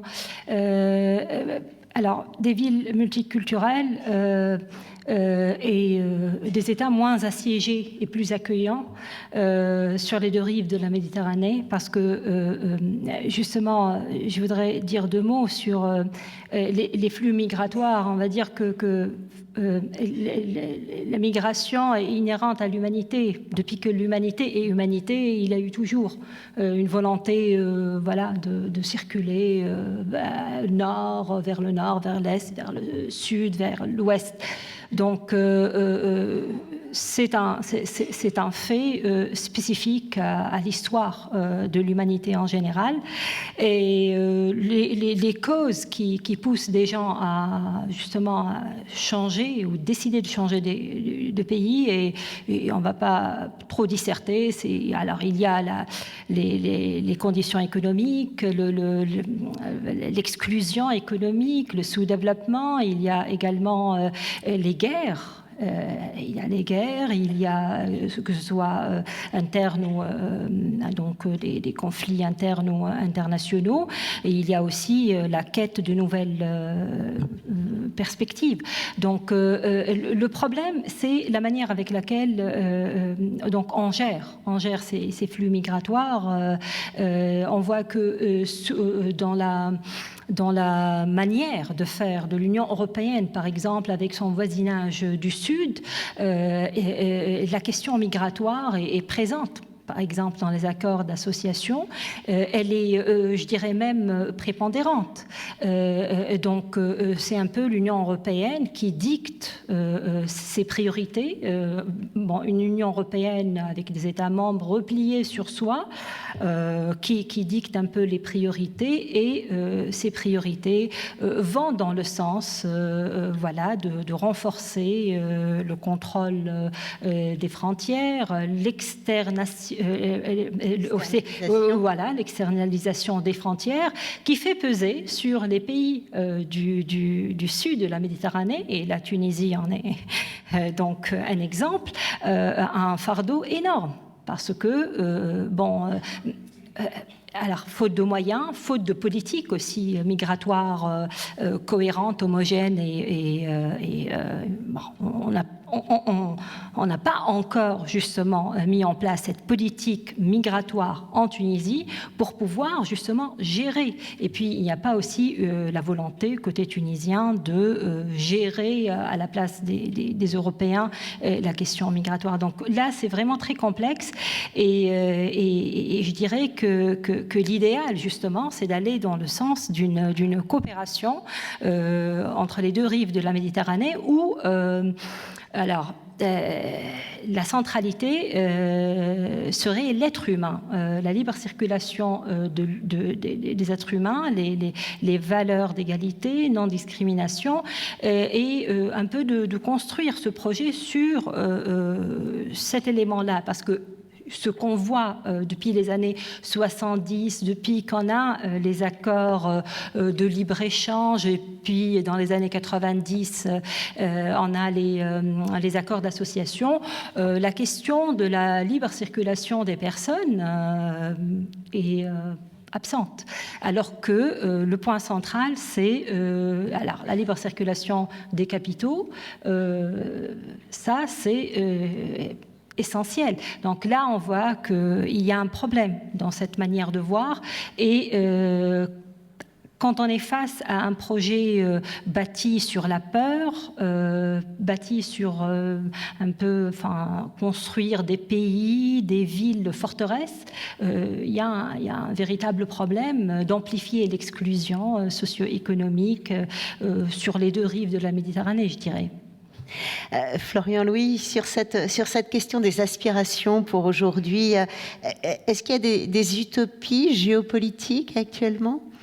Des utopies, oui, beaucoup, et il ne faut pas ne pas les prendre au sérieux. Et à vrai dire, quand je vous écoutais chercher des raisons d'espérer avec Ernst Bloch, eh bien, je pensais à un objet que vous connaissez très bien, qui est l'Union européenne, et qui, pour le coup, peut nous faire espérer. Parce que finalement, il n'y a pas si longtemps que ça, tout juste quelques décennies, étaient posées les premières bases de ce qu'allait devenir l'Union européenne, qui est loin d'être un objet parfait, idéal, et tout ce qu'on veut, mais qui est mieux que ce qu'il y avait avant, je pense. Au moment où on a commencé à poser les bases de cette Union européenne, l'Europe était détruite, des millions de morts, de la misère, des gens qui n'avaient pas de logement, des haines internationales extrêmement profondes entre la France et l'Allemagne et beaucoup d'autres pays. Et finalement, en très peu de temps, on a construit quelque chose qui, une fois de plus, n'est sans doute pas parfait, mais qui est quand même exceptionnel et impressionnant quand on se rappelle d'où est-ce qu'on est parti. Et donc ça, évidemment, ça peut donner de l'espoir en Méditerranée comme partout dans le monde.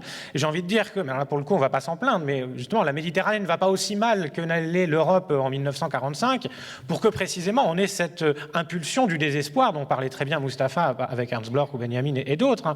C'est effectivement souvent au fond du gouffre, et je souhaite évidemment à aucun d'entre nous que la Méditerranée aille si profondément dans le gouffre, mais c'est souvent du fond du gouffre qu'on rebondit et qu'on trouve la force, la capacité justement de faire bouger un certain nombre de lignes, un certain nombre d'obstacles réels et imaginaires. Et effectivement, aujourd'hui, on n'a pas d'utopie et de projet suffisamment forts, mais ça peut évidemment advenir. Le problème qu'il y a eu ces dernières décennies au XXe siècle, c'est que les principales utopies qui ont existé, dont l'utopie européenne, qui est celle qui a le mieux marché, le mieux fonctionné, c'était justement pas des utopies transméditerranéennes, mais au contraire, qui tentaient à accroître le fossé, que ce soit le panarabisme, que ce soit justement l'unification européenne. Et donc, ce qui manque, effectivement, c'est un moteur. Ça a pu exister par le passé, dans un contexte autre et donc un peu discutable, qui était le contexte colonial, mais je pense au saint-simonisme au XIXe siècle, qui justement rêvait d'unir de rapprocher par des circulations et des échanges les deux rives de la Méditerranée, ou au XXe siècle, on en parlait avant d'entrer en scène, un projet, une utopie moins connue, celle d'un architecte allemand qui s'appelait Hermann Zorgel, qui lui voulait carrément assécher la Méditerranée en construisant des barrages à Gibraltar, en Sicile et puis dans le Bosphore, avec cette idée que, mais c'est très proche justement de ce qui a conduit à l'Union européenne. D'ailleurs, lui-même s'inspirait des idées de Richard Coudenhove-Kalergi, le théoricien de la Pana-Europa. C'était cette idée que, et là pour le coup ça résonne avec ce par quoi j'ai commencé finalement, l'idée que l'Europe c'était trop petit à l'échelle du monde qui était en train de se construire avec des grands blocs de puissance, la Russie, la Chine, les États-Unis, et que le salut de l'Europe comme de l'Afrique, même si lui avait quand même un regard colonialiste européen, donc surtout le salut de l'Europe, venait passer par ce qu'il appelait l'Eurafrique, donc une fusion des deux qui permettrait d'avoir un bloc géographique, démographique et matériel en termes de ressources naturelles, etc., qui permettrait à l'Europe de jouer dans la cour des grands. Et donc on commençait par là, finalement, cette fragmentation, cette marginalisation de la Méditerranée. Donc peut-être que dans un contexte, je l'espère évidemment, plus égalitaire et plus multilatéral, on pourra voir renaître des utopies comme celle-ci. Merci beaucoup. Merci à tous les quatre. Il nous reste un petit peu de temps pour des questions. Donc je vais chausser mes lunettes et s'il y a des questions, levez la main. On fera circuler des micros pour nos invités. Et je vois une question devant. Alors, une question tout devant, au premier rang de monsieur. Avec les lunettes, voilà. Peut-être levez-vous si vous voulez que hop, le micro arrive jusqu'à vous. On va peut-être... Merci. Bonjour. Oui, c'est suite Parlez bien dans le micro. Vous... Oui. C'est l'INAM. J'ai retenu une phrase qui m'a beaucoup frappé. C'est le droit à la force et la force du droit. Et ça m'a interloqué et ça me fait penser à ce qui se passe dans le monde, quoi. C'est la force du droit. C'est pas le droit à la force. Voilà, c'est tout. Est-ce qu'il y a... On va peut-être prendre 2 ou 3 questions et puis ensuite faire réagir nos invités. Est-ce qu'il y a d'autres... Oui. Alors là-haut, des mains se lèvent tout là-haut et là, ici, au milieu...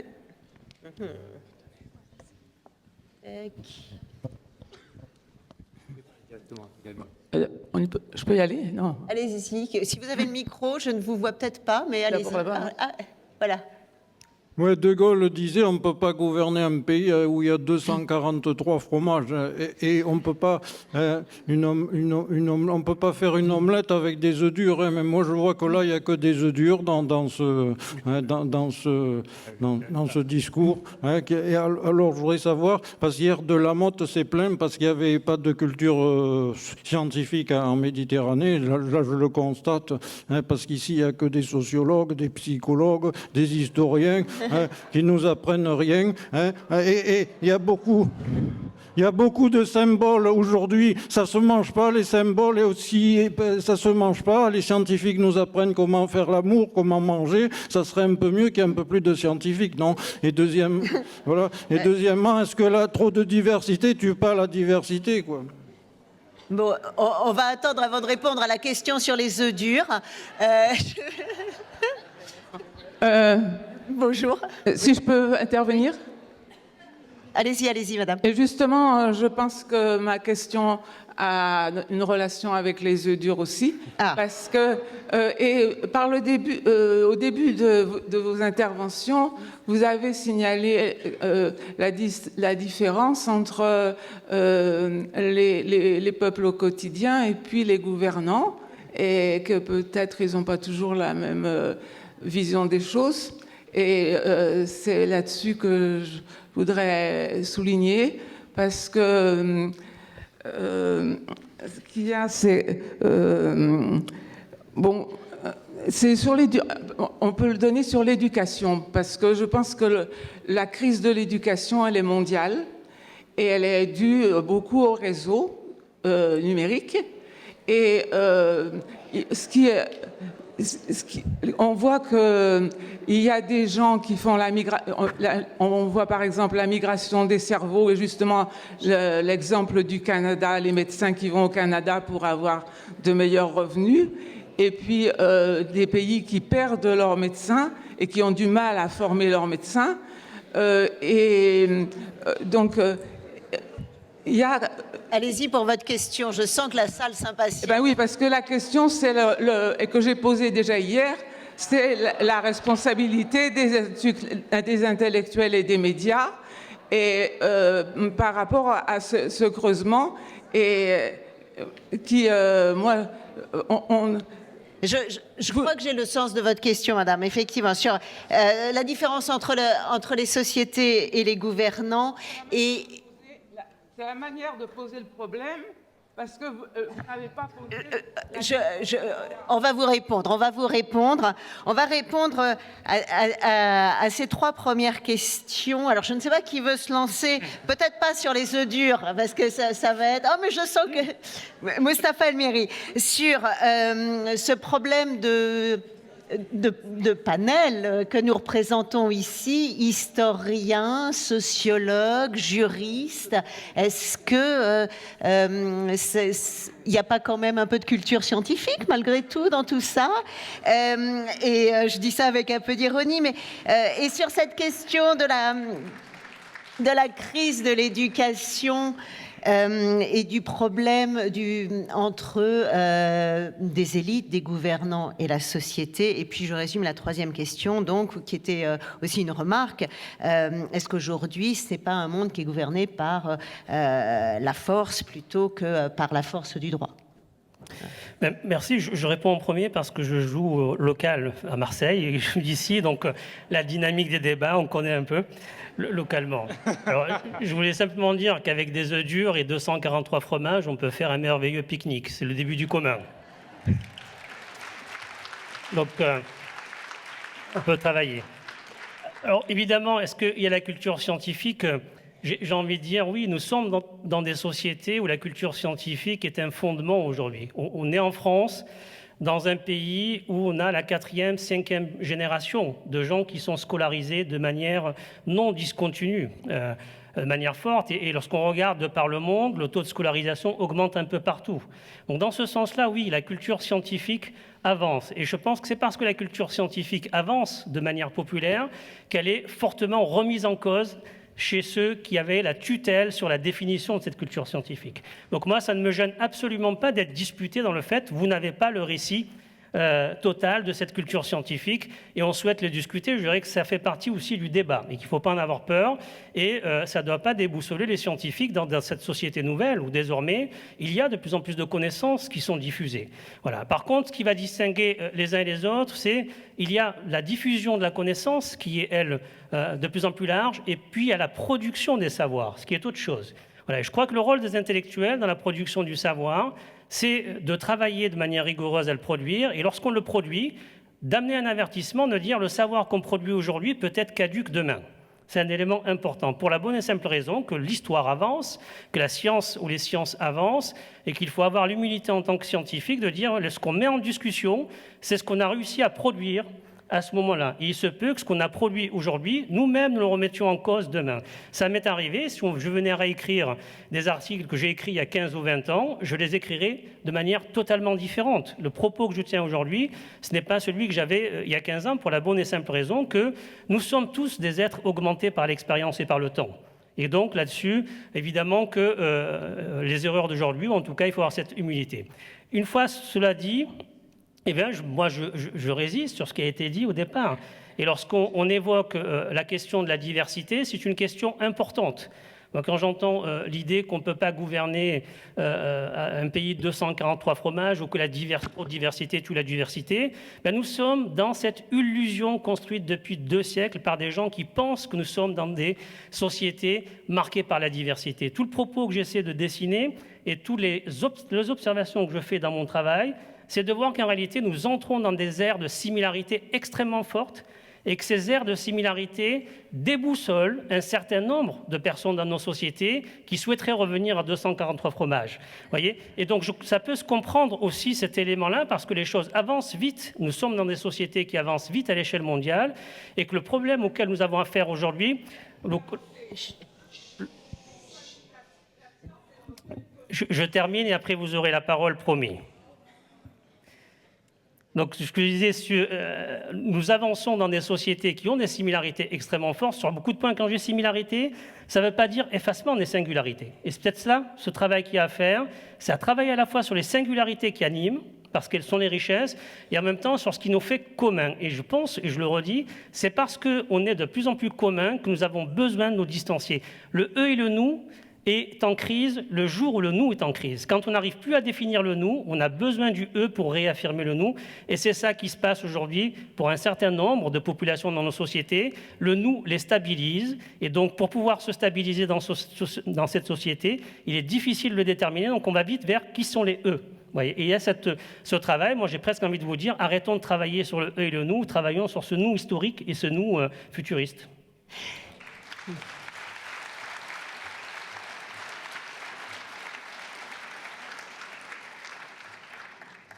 David Aboulafia, vous vouliez réagir à... On the question of science, well, in a way this relates to something which I said at the very beginning of this session, which was that I'm speaking, of course, as a historian, as a practitioner of the humanities, but it is so important that in addition to the work of scientists, which in essence looks forward and is concerned with particular ways of improving our society, maybe medical discoveries, things like this. It's also important that we recognize that our society, whether it's in the Mediterranean or in the United Kingdom or wherever, is rooted in civilized ideas which have been passed down the centuries, ideas within political thought, ideas about how the economy works, but also what we find within literature, what we find within the fine arts. So I don't think it's anomalous that we're not talking very much really here about the sciences. Je voulais réagir à la remarque qui a été faite sur la science et je vais renvoyer à quelque chose que j'ai dit au début. Moi, je parle évidemment en tant qu'historien, donc j'appartiens au champ des sciences humaines et je pense qu'il est important qu'en plus des scientifiques, des personnes qui développent des savoirs scientifiques et qui sont dans qui vont de l'avant et qui inventent des solutions pour l'avenir, dans le champ médical, dans différents champs de sciences, je pense que c'est important de reconnaître que nos sociétés, que ce soit en Méditerranée, mais aussi au Royaume-Uni et ailleurs, sont vraiment ancrées dans tout un héritage d'idées civilisées qui ont été développées au fil de l'histoire et qui passent par la pensée politique, la pensée de l'économie, mais aussi la littérature, mais aussi les arts. Et que donc ça me paraît pas tout à fait injustifié qu'on soit plutôt qu'on représente plutôt les sciences humaines ici à cette table. Merci. L'une des questions vous était directement adressée, Jinan, sur cette différence entre le droit à la force et la force du droit. Est-ce que vous voulez aller plus loin en quelques minutes, qu'on puisse reprendre quelques questions? Oui.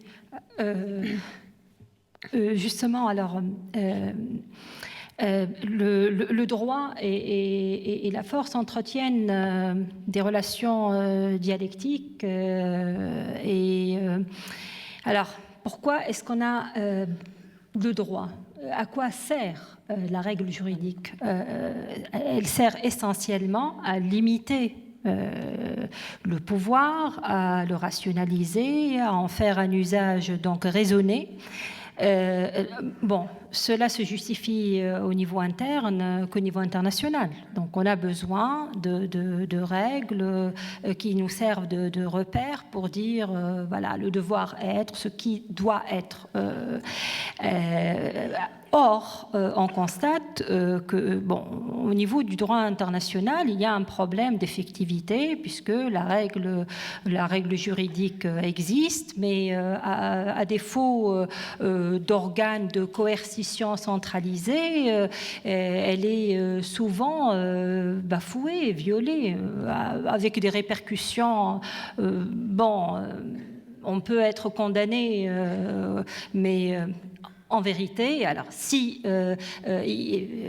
les nations, le directoire des 5 pays permanents au Conseil de sécurité, c'est eux finalement qui détiennent la capacité d'activer donc la sanction par le biais du chapitre 7 de la Charte des Nations Unies ou pas, indépendamment de la violation elle-même. Donc, des États peuvent donc violer la règle internationale et en toute impunité. Donc, et c'est là toute la force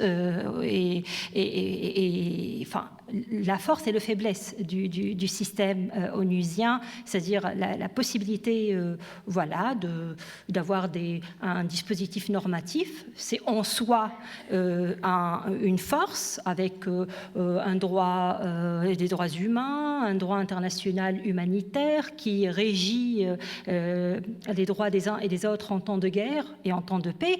Mais alors, et là je parle du côté la faiblesse. La faiblesse, c'est que ces règles peuvent rester voilà, lettre morte si un État puissant fait obstruction et ne laisse pas donc la règle s'appliquer. Et donc là, on est dans une situation de voilà, droit à la force. C'est un peu, on est revenu au système d'avant la SDN, la Société des Nations et Nations Unies. Donc là, c'est ce que je voulais derrière cette phrase.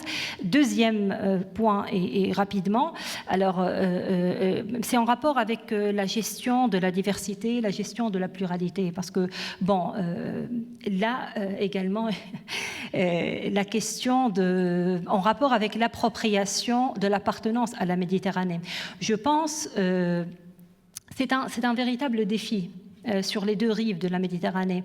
Réfléchir à une identité nationale, à une identité individuelle qui soit multidimensionnelle. Parce que, bon, là, ce n'est pas du tout évident. Sur les deux rives de la Méditerranée, dans les pays du Sud, la dimension méditerranéenne est souvent marginalisée au profit de l'appartenance arabo-musulmane. Sur la rive nord, c'est plutôt l'européanité qui transcende l'appartenance à la Méditerranée. Donc, les gens se définissent en tant que, bien sûr, Français et en tant qu'Européens. Et du coup, même sur le plan des perspectives, par exemple, de l'Union européenne, le voisinage oriental, avec la perspective de l'adhésion, est bien présent. Donc, et là, on a finalement une appropriation de l'appartenance à la Méditerranée qui n'est pas du tout assumée, qui pose un problème au niveau de la pluralité des identités nationales, des identités individuelles. Et tant qu'on n'est pas conscient qu'on peut avoir cette richesse, donc là... on peut avoir donc ce sentiment de rejet ou de peur de l'autre. Merci.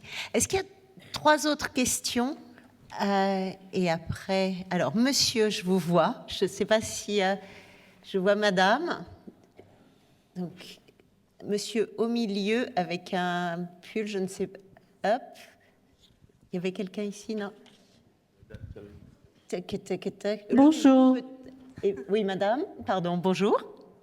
Bonjour, je voulais demander si, en considération de l'avenir qui paraît un petit peu noir dans les pays européens, on peut imaginer que les mouvements migratoires aillent dans l'autre sens, de l'autre côté de la Méditerranée. Alors, ils y vont déjà, si on a bien écouté jusqu'ici, ils y vont déjà. Mais très bien, je note. Une deuxième question. Oui, alors, pardon, bonsoir, je suis là. Oui, pardon, je ne vous vois C'était... Ah oui, pardon. C'est une question, une réaction, si pardon, parce qu'on a beaucoup parlé de cette non-identité méditerranéenne. Oui. Alors, je suis désolée, en tant que Marseillaise et fière de l'être et méditerranéenne, ça a été un peu dur à entendre, parce que est-ce qu'il n'y a pas aussi cette question de territorialité de la Méditerranée? C'est-à-dire que, par exemple, ça va peut-être paraître bête ce que je dis, mais un Marseillais se sent méditerranéen et je me sens bien plus proche d'un Maghrébin que d'un Parisien, et c'est vrai, non mais dans plein de choses culturelles, dans des façons d'échange, merci... Non mais ou d'un Strasbourgeois quoi, sinon ça fait vraiment trop marseillaise. Voilà et du coup peut-être que aussi le nord du Maghreb comme le sud de certains pays et tout comme on est proche de l'Espagne et l'espace méditerranéen. Bref. C'est simplement, est-ce que vraiment ça n'existe pas ou est-ce que simplement les peuples, pour eux, ça existe? Et je finirai, si j'entends pas parler arabe dans une journée, je suis inquiète, quoi. Et ça me fait du bien. Donc oui, je pense quand même qu'il y a un socle méditerranéen identitaire. Et ce qui se passe aussi en guerre à Gaza et tout résonne chez nous. Et c'est pas pour rien. Et on se sent concerné. C'est simplement qu'on a beaucoup dit depuis le début que ça n'existait pas. Et je crois quand même que pour certains peuples, les échanges existent. Voilà, merci. Merci. Et donc, troisième question et nous répondre. Comme madame, je suis méditerranéen et je me sens chez moi en Méditerranée. Et que ce soit au sud, au nord, voilà, c'est comme ça. Moi, j'ai un article hier matin qui est arrivé sur de l'Orient 21. Et la question serait plus pour madame Limon.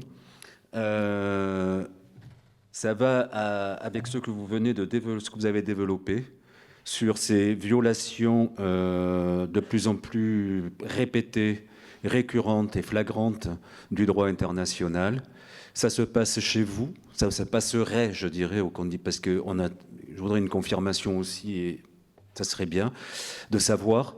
Il se passerait, suite aux accords qui ont été passés l'année dernière entre l'UE, Madame von der Leyen, présidente de la Commission, la première ministre italienne et un représentant d'extrême droite d'Europe du Nord, de la Hollande, il y aurait eu un accord qui aurait été passé et qui entraînerait aujourd'hui les mêmes exactions par les gardes-côtes tunisiens à l'encontre de personnes qui souhaitent traverser.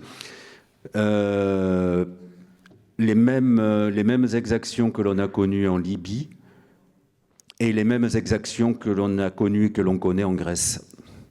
Est-ce que vous confirmez? Et ça confirmerait aussi, ça confirme les violations en toute impunité du droit international et la violation des conventions de la Convention de Genève.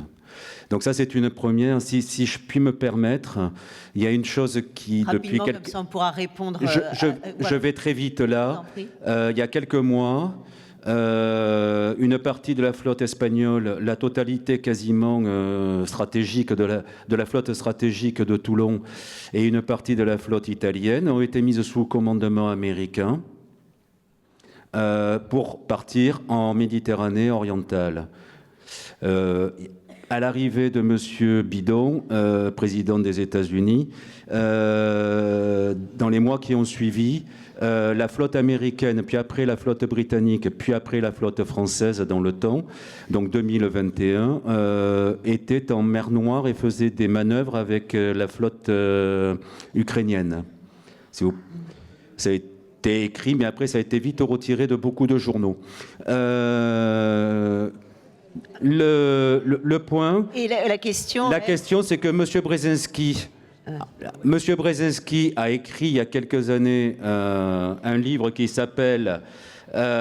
Excusez-moi, c'est peut-être un peu important, de la géopolitique, qui met tout en cause aujourd'hui nos relations sur ce qui s'appelle, ce qui a été un temps la route de la soie. La route de la soie, que je sache, a été créée par des Méditerranéens en accord avec l'Orient. Il y a des nouvelles routes de la soie qui sont depuis. Si vous voulez une réponse. Oui. Est-ce que les Américains, justement, la situation en ce moment que nous sommes en train de vivre en Méditerranée, les guerres que nous avons et la déstabilisation, c'est une façon complémentaire d'éviter la recréation de l'axe Eurasie. Alors, Florian Louis. Oui, donc la question. Alors déjà, est-ce qu'on peut rassembler ça assez rapidement pour pouvoir répondre à ça? Oui, enfin, je ne pense pas que je pourrais répondre parce que c'est très large, mais vous faites référence au livre effectivement de Brzezinski qui s'appelle Le Grand Échiquier. Donc justement, ça fait écho avec ce dont on parle là. Et pour lui, ce qui est intéressant, enfin pour nous, c'est que ce qu'il appelle le Grand Échiquier, c'est l'Eurasie. Donc c'est vraiment la masse terrestre. Et c'était intéressant. J'ai d'ailleurs pensé, quand j'ai vu l'intitulé de la table ronde, qu'on déplaçait cette métaphore à l'échelle, pour le coup, d'un espace maritime. Donc j'aurais malheureusement pas le temps de développer une réponse très poussée parce que ça soulève énormément de choses. À ce que vous soulevez là, c'est-à-dire, ça renvoie à ce que j'ai dit au début, on peut interpréter tout ça, ça dépend à quelle échelle on se place, bien sûr, et c'est normal que des acteurs extra-européens, américains, asiatiques ou autres, ont des intérêts et des actions de puissance en Méditerranée, et si j'ose dire, c'est normal.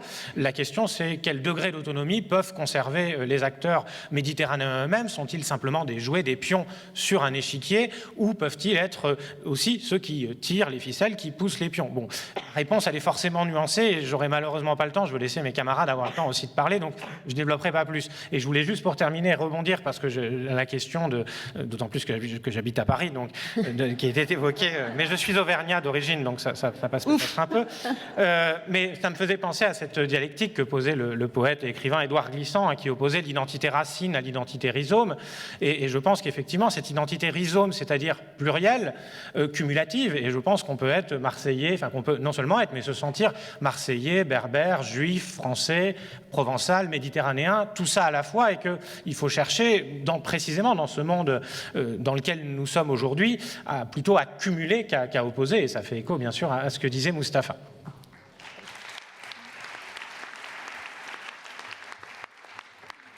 David Aboulafia, est-ce qu'on peut rassurer cette spectatrice sur la question de son identité marseillaise et sur peut-être sur ce socle méditerranéen? Alors oui, on a beaucoup dit aujourd'hui qu'il n'y avait pas d'identité méditerranéenne, mais peut-être une identité rhizome, comme le rappelle Florian Louis.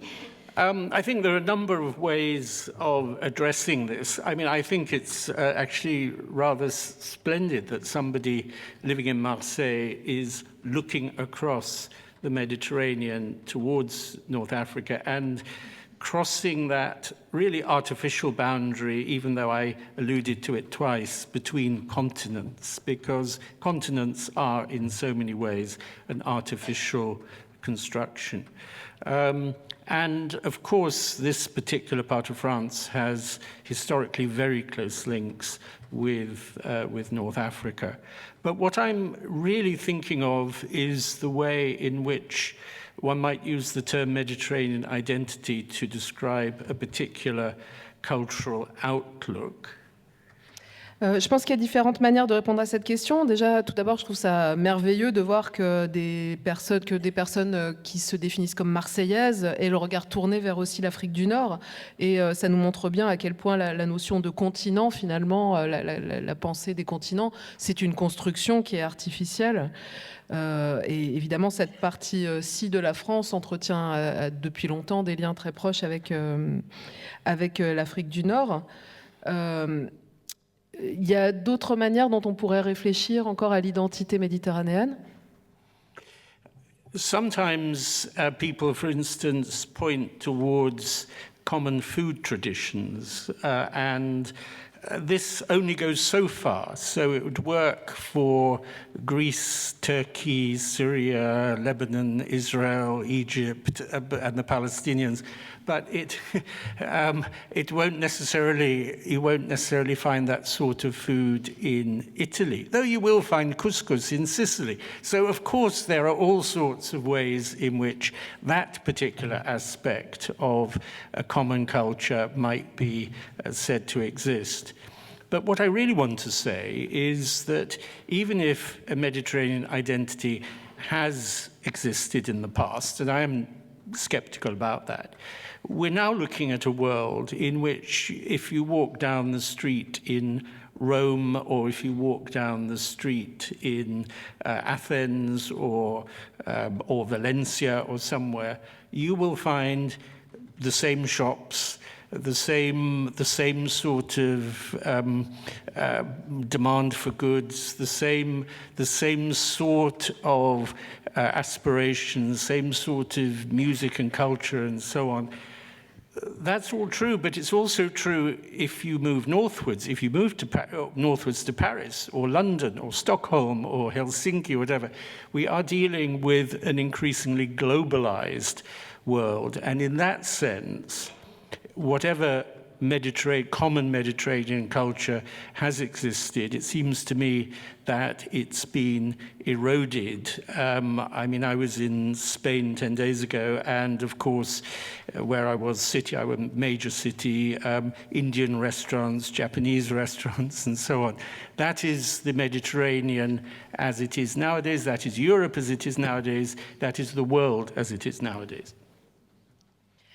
Donc évidemment, on peut voir qu'il y a à travers la Méditerranée des traditions communes, par exemple en termes de cuisine. Par exemple, on peut voir qu'il y a un lien entre la cuisine grecque, turque, syrienne, libanaise, israélienne, égyptienne, palestinienne, peut-être pas l'Italie, quoique on trouve quand même du couscous en Sicile. Mais donc il y a évidemment, selon de différentes manières, des points communs culturels qui existent. Mais cependant, si on part de l'hypothèse qu'il a existé à un moment dans le temps une identité méditerranéenne, ce dont je ne suis pas convaincue, il n'en reste pas moins que dans le monde aujourd'hui, le monde est fait de telle manière que si vous allez dans la rue, que vous soyez à Rome, à Athènes, à Valence ou n'importe où, dans la Méditerranée, vous retrouverez les mêmes magasins, vous retrouverez les mêmes biens de consommation, les mêmes aspirations chez les gens, les mêmes musiques, les mêmes cultures. Et il y a vraiment une mondialisation qui est de plus en plus forte dans le monde. Et d'ailleurs, on retrouve aussi les mêmes éléments si on va dans le Nord, à Paris, à Londres, à Stockholm. Donc cette culture, pour autant qu'elle existait, cette culture commune méditerranéenne, elle a été érodée et usée par cette mondialisation. J'étais en Espagne il y a 10 jours et voilà, il y avait dans la rue des restaurants indiens, japonais. Et c'est à ça que ressemble la Méditerranée aujourd'hui, c'est à ça que ressemble l'Europe aujourd'hui et c'est à ça que ressemble le monde de manière générale. Un dernier mot de Mustapha El-Miri ? Oui, sur cette question d'identité, il y a eu un débat entre Voltaire et Rousseau. Rousseau était tenant de l'idée que la citoyenneté française devait être le privilège des natifs. Et Voltaire avait une position un peu inverse en disant que la citoyenneté et l'identité française devaient être acquises par ceux qui se sentent en France chez eux. Et donc elles sont bien se sentir chez soi. Et ce que vous définissez à travers ce que vous appelez identité, terme aussi avec lequel j'ai du mal, l'identité est l'idée qu'elle nous définit, même lorsqu'elle est sous forme de rhizome.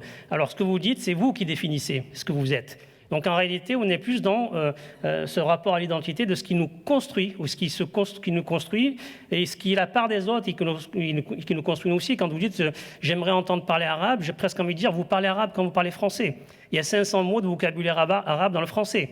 Par exemple, vous voyez, et ça, même chose pour le marseillais, il y a de l'allemand dans le français, il y a du britannique dans le français, il y a du français dans l'arabe. Donc en réalité, on parle tout le temps la langue des autres lorsqu'on parle la nôtre. Donc il faudrait arriver sur cette question d'identité. Moi, je pense que l'identité, ça doit être un mouvement, la pensée comme un mouvement. Et un rapport qu'on a avec le mouvement, c'est l'idée que le mouvement ne s'arrête pas, il n'est pas constitué d'un stock, c'est quelque chose qui est en permanence mobilité. Ça nous renvoie à cette idée que la mobilité fabrique l'identité et on la fabrique en marchant. Merci beaucoup. Et donc, je vous invite à retrouver les auteurs en bas à la librairie pour la signature.